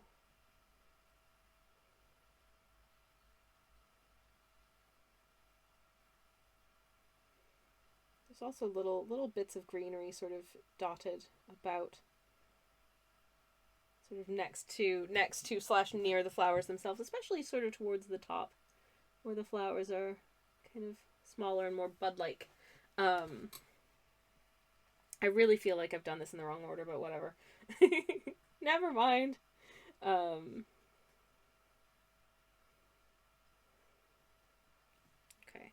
My brush is running out of water. How's that happened? Let's try again.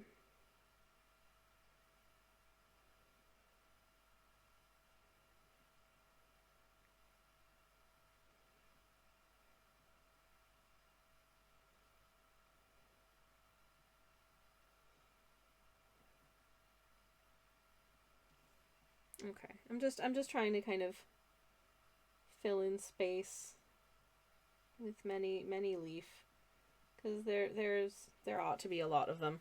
And hopefully it be cute. I don't know. Again, the trouble and the joy of painting stuff like this is kind of improvising, kind of flying by the seat of your pants, kind of not really knowing what it's going to look like when it's done, when you start, and just in some ways kind of hoping for the best.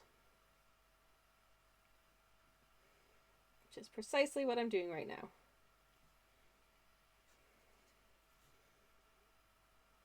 But do I think it looks bad?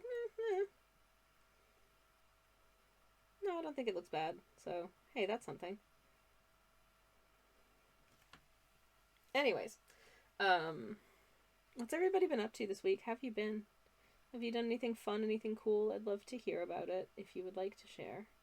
Obviously no pressure. But if you do, you can. I'm trying to remember what I did this week, and the answer is a resounding what is memory. I tried to do some sketching yesterday at I was in a cafe, and I was intending to do some sketching, and wouldn't you know it, I didn't. I absolutely did not do any sketching. What I did do yesterday was I watched a 3-hour video about a physicist. So that's fun. I have done going to work. Is that fun and cool? I hope it was fun, and I hope it was cool. I don't know. That entirely depends on how you feel about your work, I guess, Tals. Very much, I guess, depends on how you feel about your work.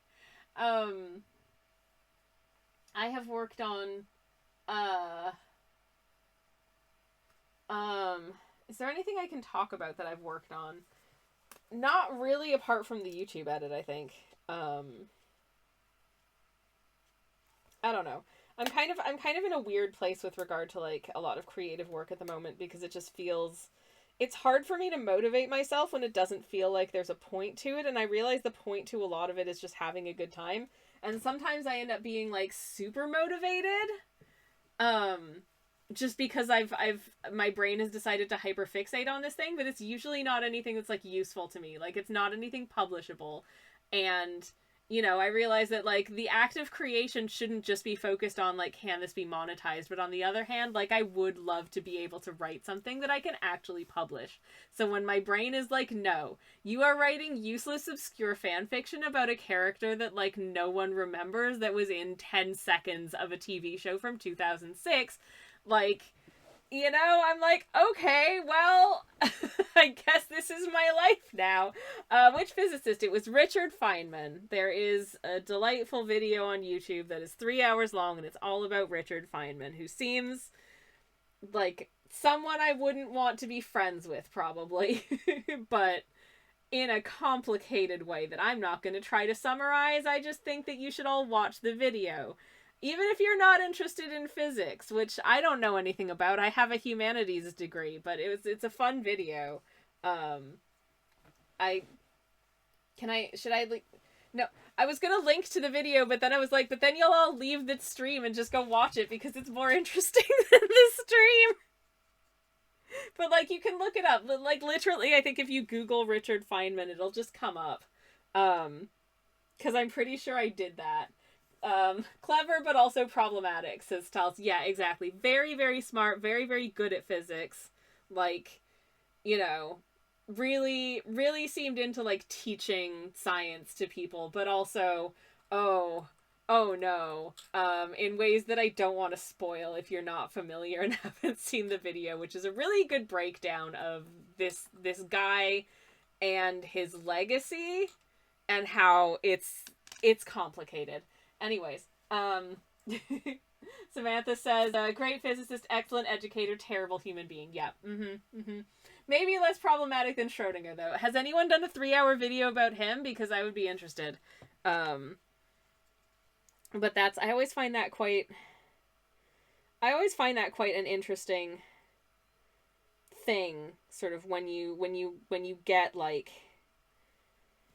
I don't know, I find it a frustrating thing when you get, like, these great personalities of whatever field of thought, whether it's, like, science or philosophy or whatever, and, it's like, wow, they did all this cool stuff, and people will share, like anecdotes about them. They're like, wow, isn't that quirky? Isn't that fun? And I just hear it, and I'm like, that person sounds like an ass, though. Like, they sound like a horrible person to be around, or they sound terrible to work with, It's like people sharing, like, oh, funny stories about what this director did on set. Aren't they brilliant? And I'm like, well, no, because they sound like a horrible person to work with.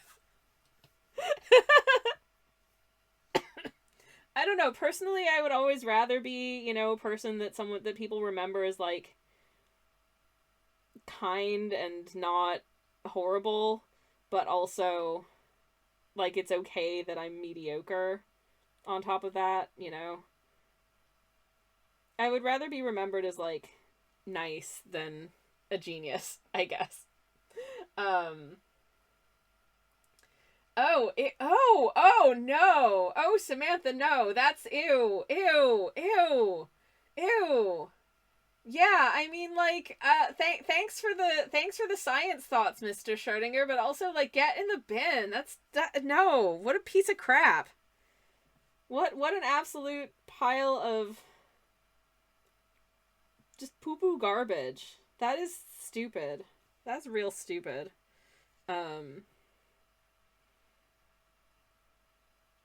Anyways, I bet, like, that's ideas that wouldn't pass ethics review today, let me tell you.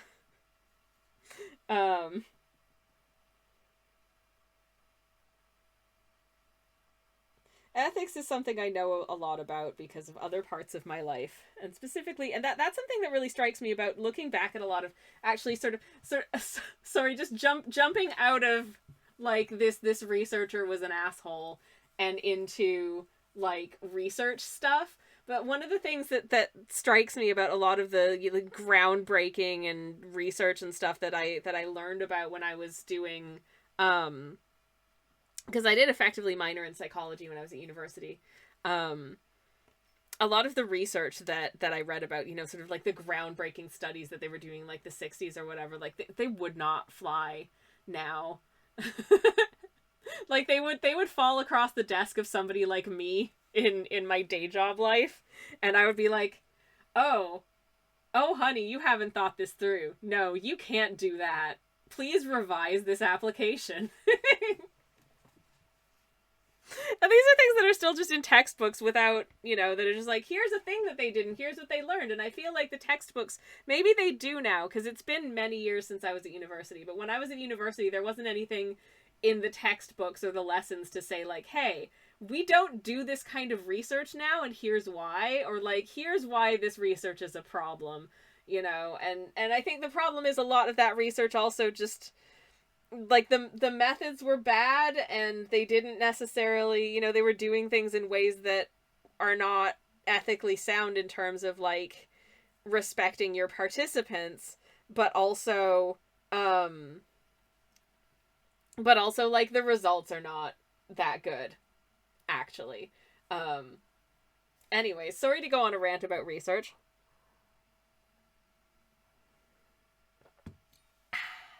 Yay! Anyways, I mean, but who needs researchers doing academic misconduct when you have, like, I feel like a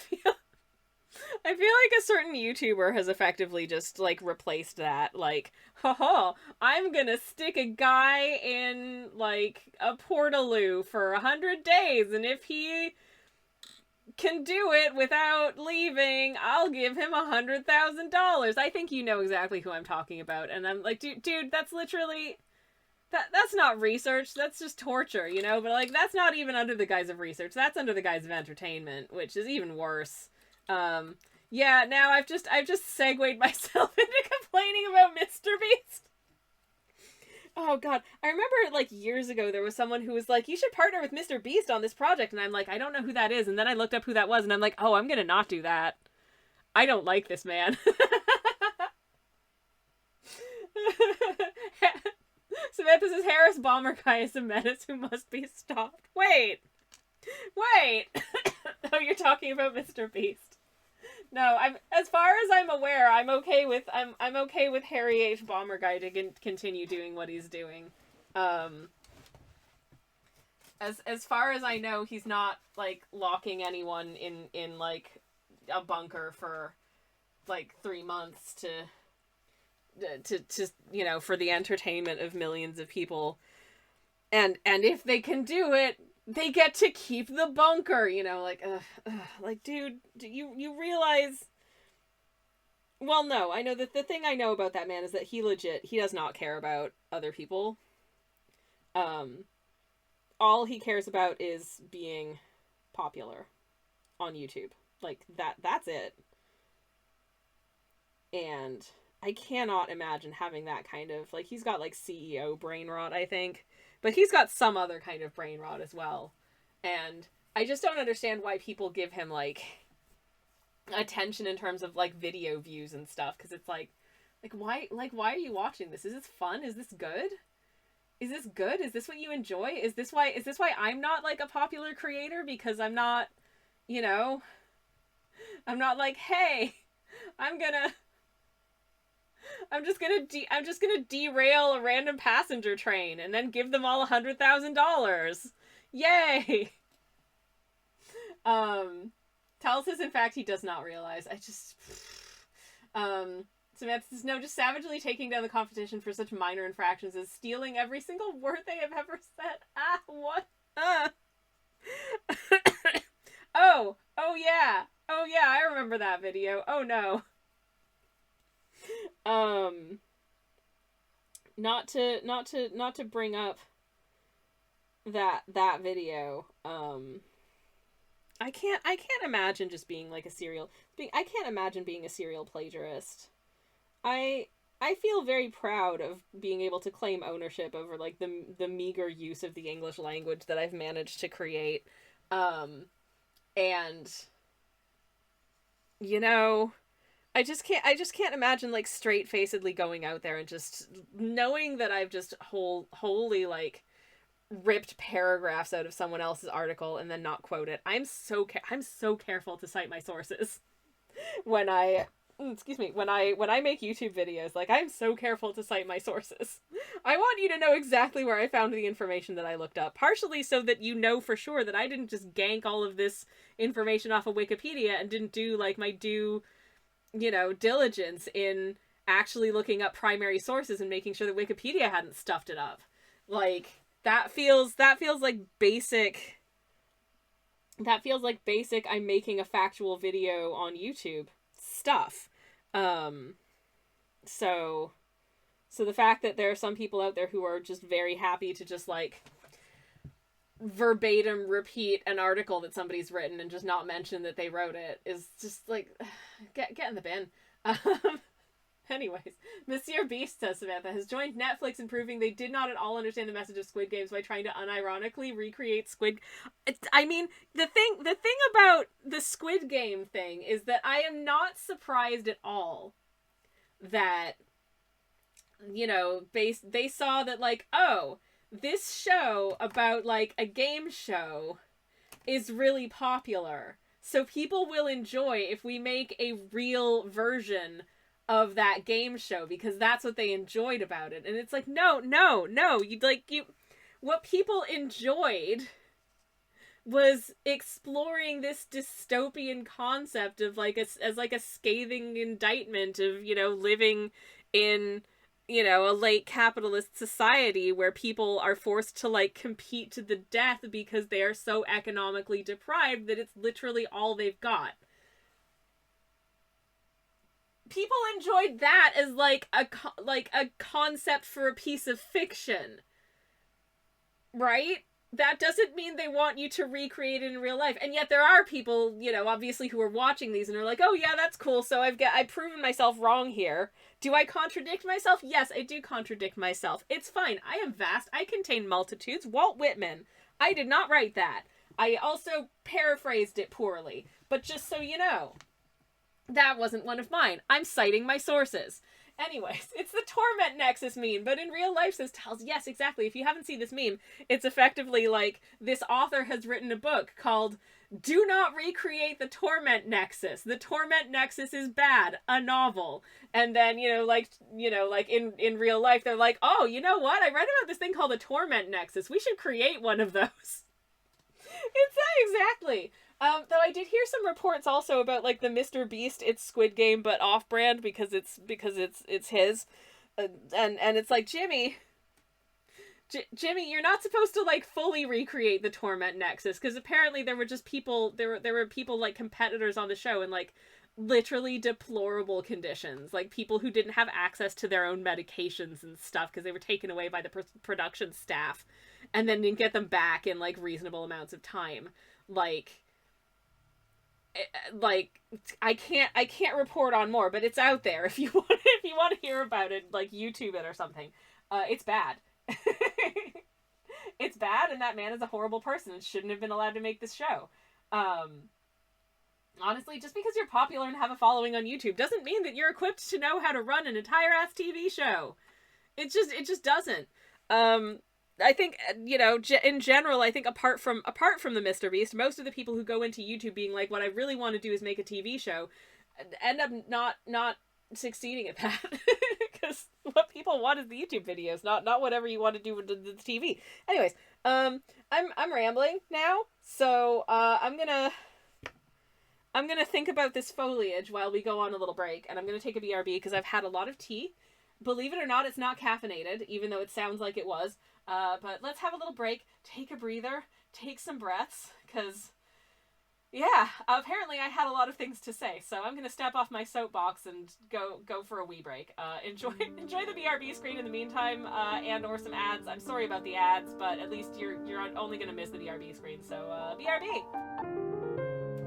Ah, there you are, dear chat. It's lovely to be back. Welcome back, everybody. We're still working on these leafy doots. And whilst I was gone, I simmered down a little bit, so I'm not feeling quite so spicy. But if you want to still talk about spicy things, like, we can, but we don't have to. What I was thinking about was, what a shame it is that so many of my, like, video ideas, center around things to do with, like, baking and stuff, because my body can no longer digest wheat without having weird side effects, like, oh boy, I just love, like my lungs stop working, and uh my tummy gets all bad. Um it's a lot. But anyways, um the thing about it is that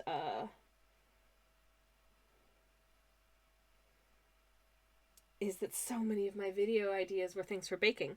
One of the things the next thing that I'm working on after I finish this video about soap is a video about a kind of bread roll. So, yay. And then, subsequent to that, I did have an idea to do a video on a Danish bread cake thing called brunsviger, because it's hecking delicious. It's like, to put it as simply as possible if you've never heard of it. Imagine a focaccia, but instead of, like, the bread dough is sweet, and it's dimpled as a focaccia would be, but instead of, like, olive oil and rosemary and sea salt, it's butter and brown sugar and, like, maybe a little cinnamon or cardamom if you're feeling spicy. And it's glorious. It's so good. It's so good. And I also have a ton of footage that I shot when I was in Denmark. And also this cake comes from the island of Fyn, which I hope I'm saying right. Which is also where Hans Christian Andersen is from, who is the author of The Little Mermaid.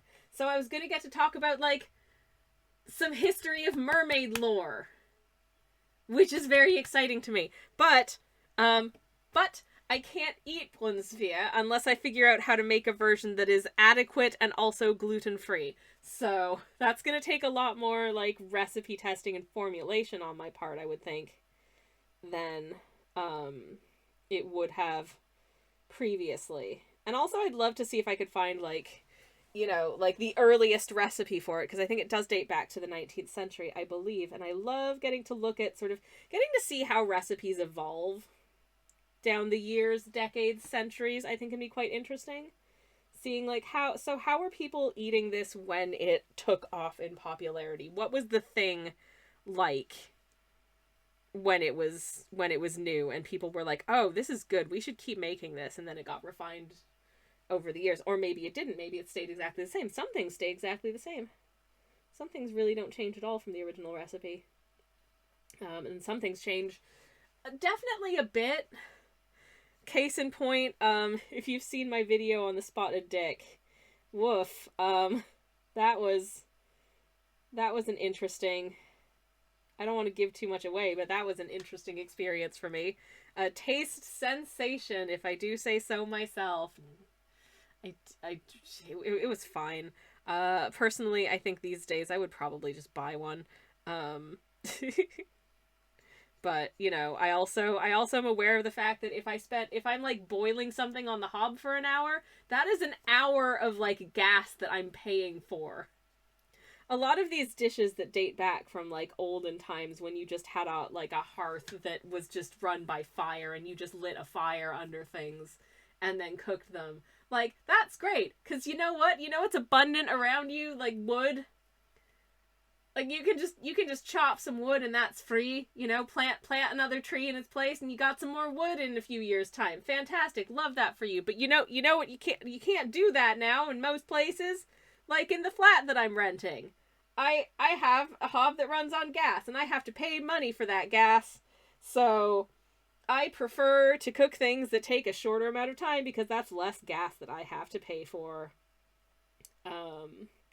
And so that's very much on my priorities list, is more often than not, how long does this take to produce in terms of, like, heat and gas and electricity. There are a lot of things that I really don't cook anymore because I'm like, oh my god, the amount of gas and electricity that it was taking to make this is staggering and kind of stupid. Like, I don't make lasagna anymore because lasagna takes a long old time. And also, like, multiple stages of cooking. You cook the sauce. you cook the sauce, you cook the pasta, you make the other elements. I know you can get some pastas that can go straight in the oven, but you know, a lot of the time you cook the sauce, you cook the pasta, and then you put it all together and you put it in the oven and you cook the whole thing again. That's hours of gas and electricity. When I can make a fairly similar meal in terms of flavors and stuff and just do like a pasta dinner, where I cook the sauce, I cook the pasta, I put some cheese on top. It doesn't have to go in the oven for another hour or two. It's just done. I've saved myself so much ding-dang electricity not making it into a lasagna. Also needs to be someone in the home for a long time with the time to spend on it. Yeah, absolutely. That's not something that I can throw together on a weekday unless we want to be eating at midnight. So, nah. Yeah, I haven't done lasagna in a really, really long time. I would be tempted to do, like, some of the elements of lasagna. I mean, I do, like, a pasta and tomato sauce dinner fairly regularly. That's some elements of lasagna, but,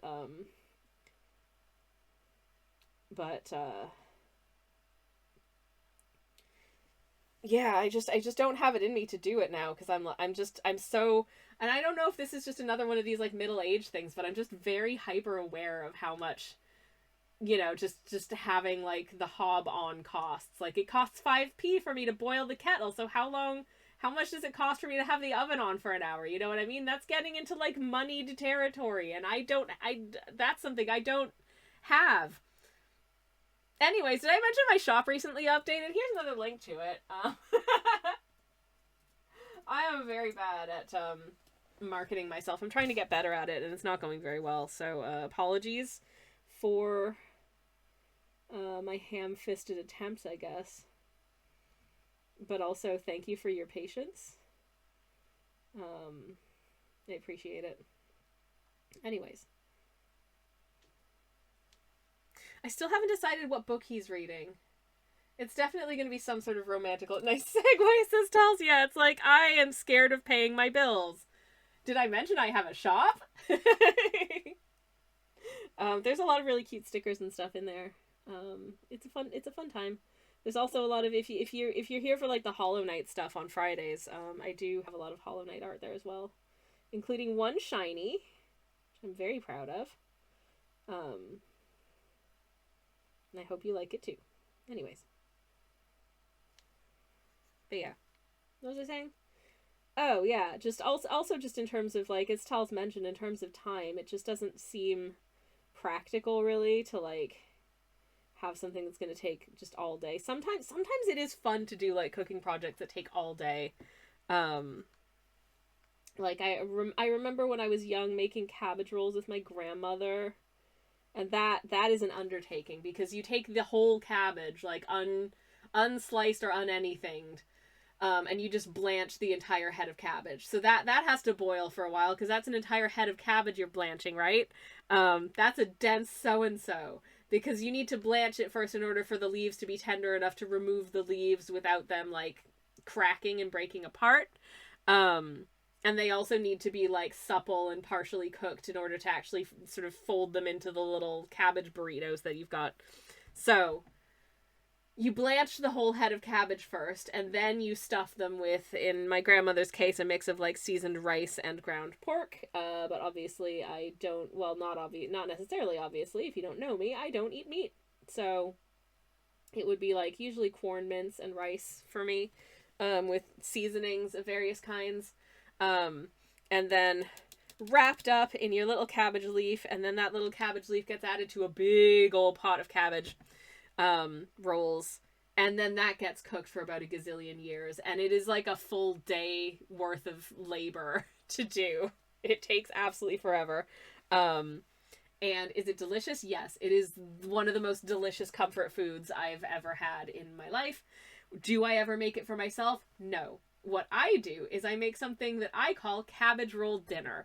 And cabbage roll dinner is a one-pot meal where I combine my minced meat substitute and my rice. And along with that, we have seasonings, like tomato puree, lots of garlic, lots of paprika, and, like, shredded cabbage that I have chopped up into bits.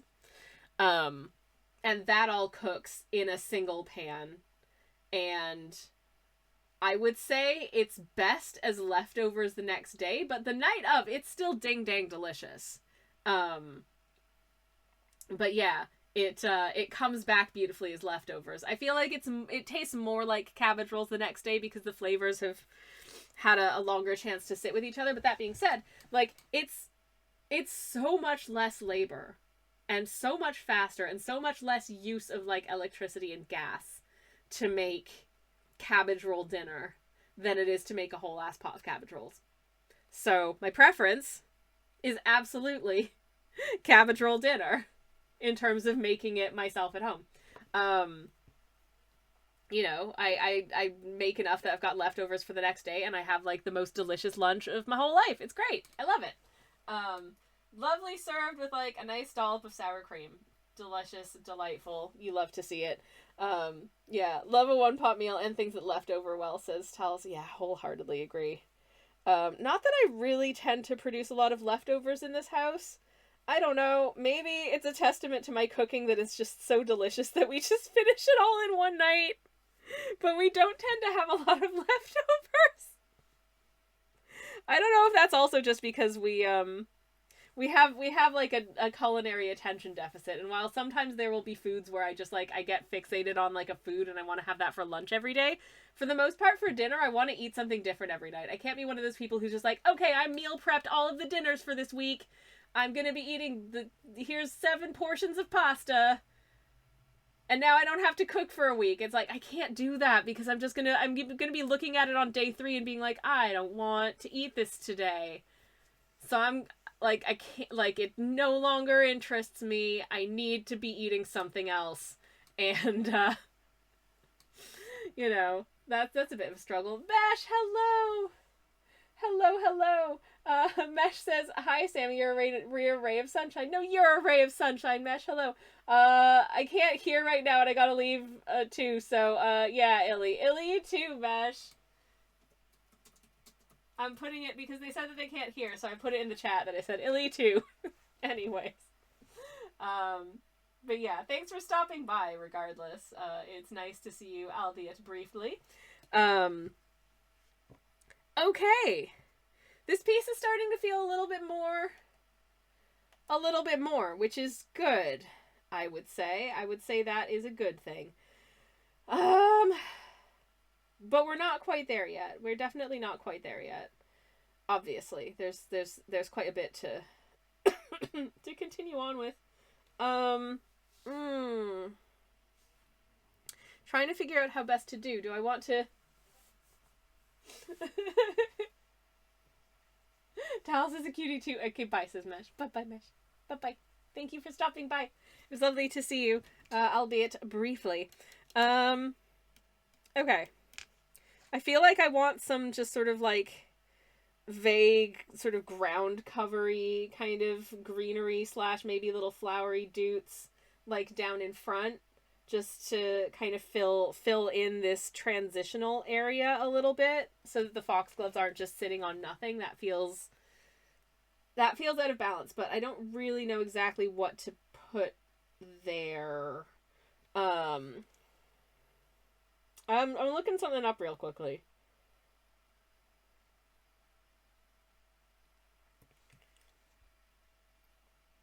Just looking to see what we might want to have there. Doing a cheeky little Google image search of some gardens and seeing what they've done with theirs. I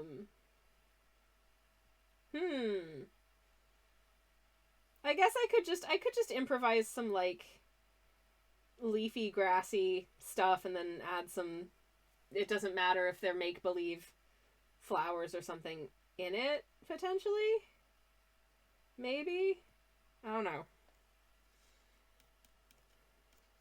I think that might be what I do here. I think it might be. I also kind of want to just add some little slight contrast leaves in among these leaves, because right now they're feeling very, they're feeling quite flat, the leaves, I feel like.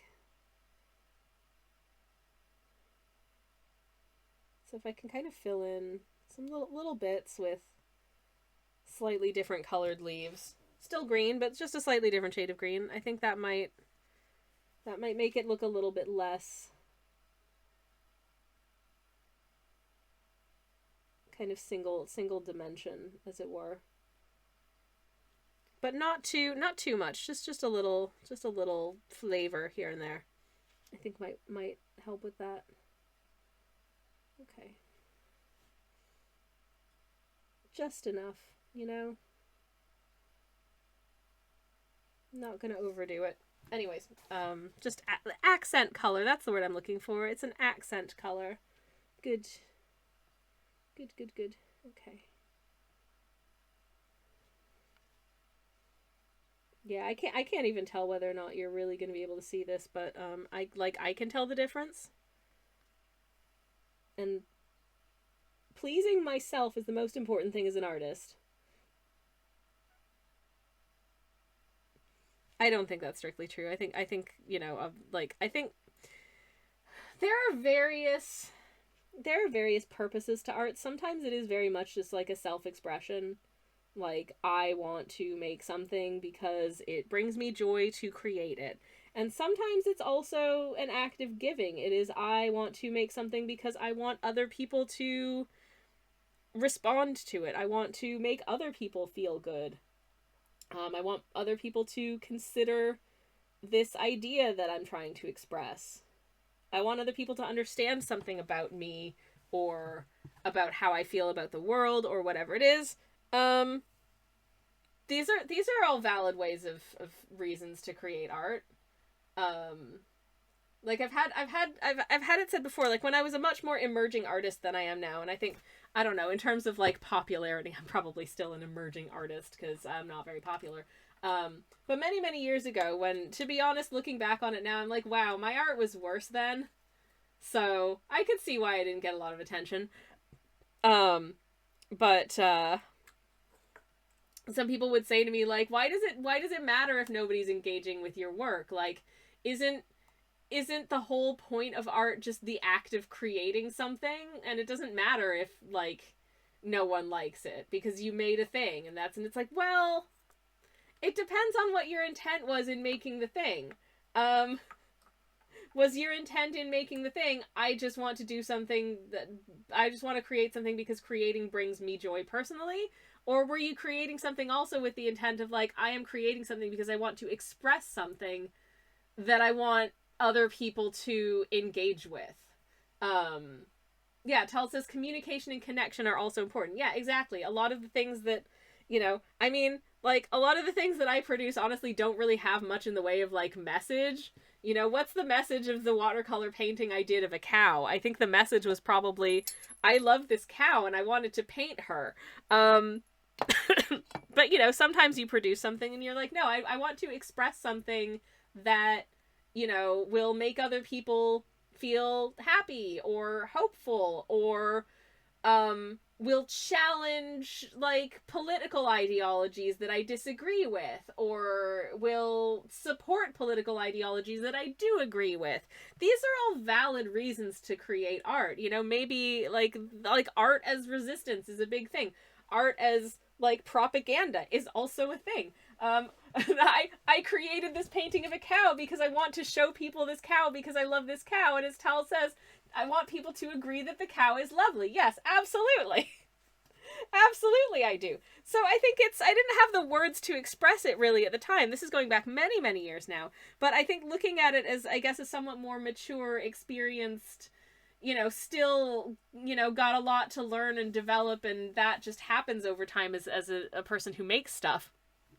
That I think it's disingenuous and perhaps I don't know if it's, like, being dishonest or just folly to think that, like, you should not care about whether or not other people are engaging with your artwork ever, because the only thing that matters as an artist, or the only thing you should care about as an artist, is that you made something and that you enjoyed making it. Like, that's a really important part of it, for sure. Like, 100% for sure. But as Tal says, a lot of work is intended to be part of a conversation, you know, whether it's in response to something or as like the beginning of a conversation, you know, like that's a valid reason to produce art, is that you want to have a conversation. This is something that you want to express, that you want to talk about, and you're using the medium of your artwork to do so,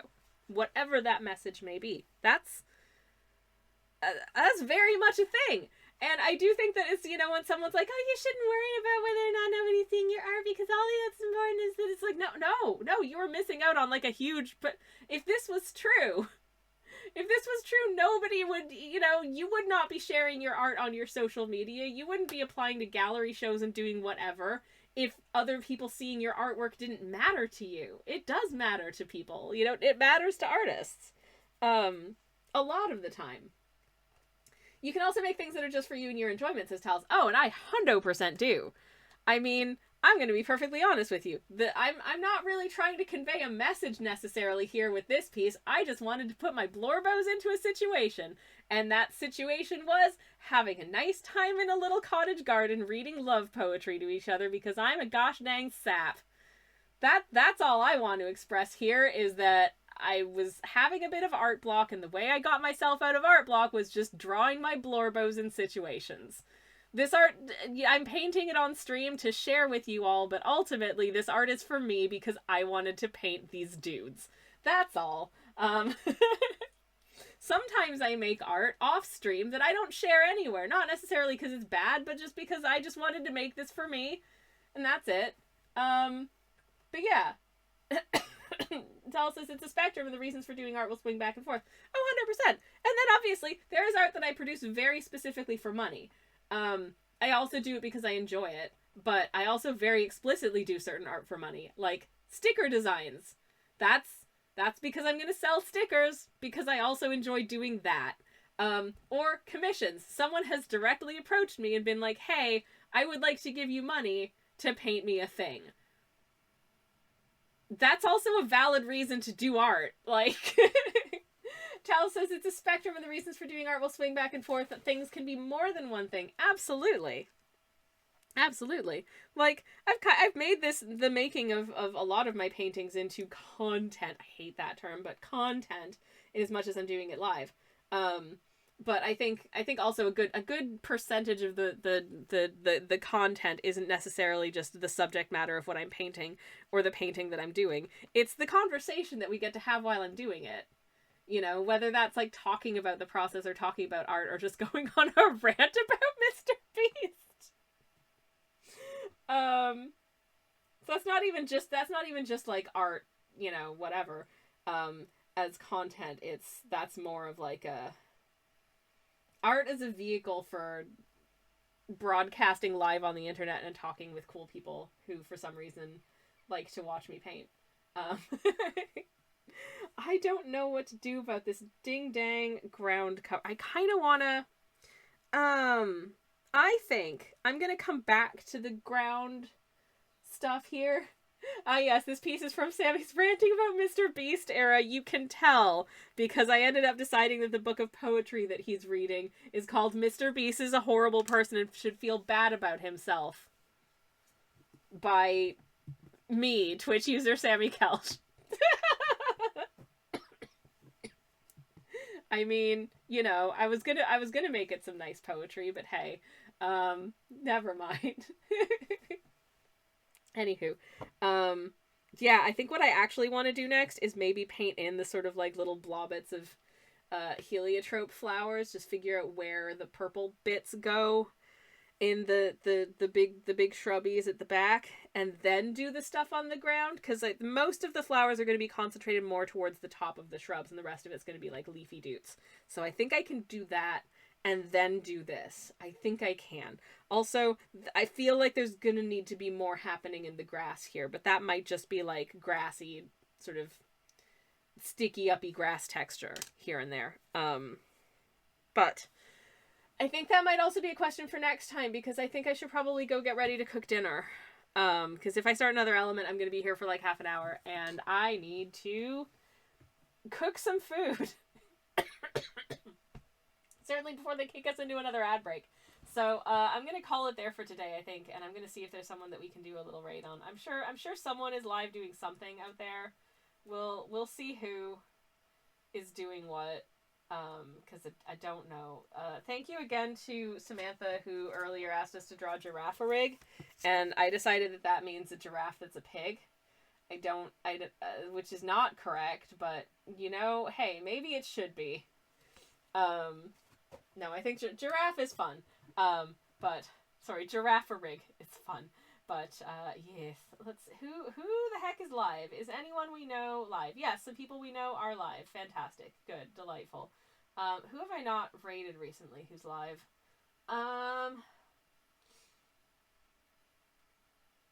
Yeah, I'm gonna see if this person is just about to end. I don't know if I've ever rated them before. That's exciting. Maybe I have, and maybe it's in a while. But, we'll go take a look. I try to send the love in as many directions as I can. Ooh, doing some collage today. Exciting times. Hopefully not just about to end. There is a generic raid message about to happen in the chat. I will be back tomorrow morning to play some Hollow Knight. Maybe I'll finish my speedrun. Who knows? It's unlikely, but hey, anything's possible. It's supposed to be a speedrun, and it's taken like 100,000 million billion gazillion doodads, hours, streams, whatever. The raid message in the chat if you want to grab it. If not, that's fine. I'm gonna leave now. So thanks for hanging out, and I shall see you hopefully very soon. Thanks for watching. I'll be back tomorrow. Have a good one, everybody. Take care. Good night, and good luck.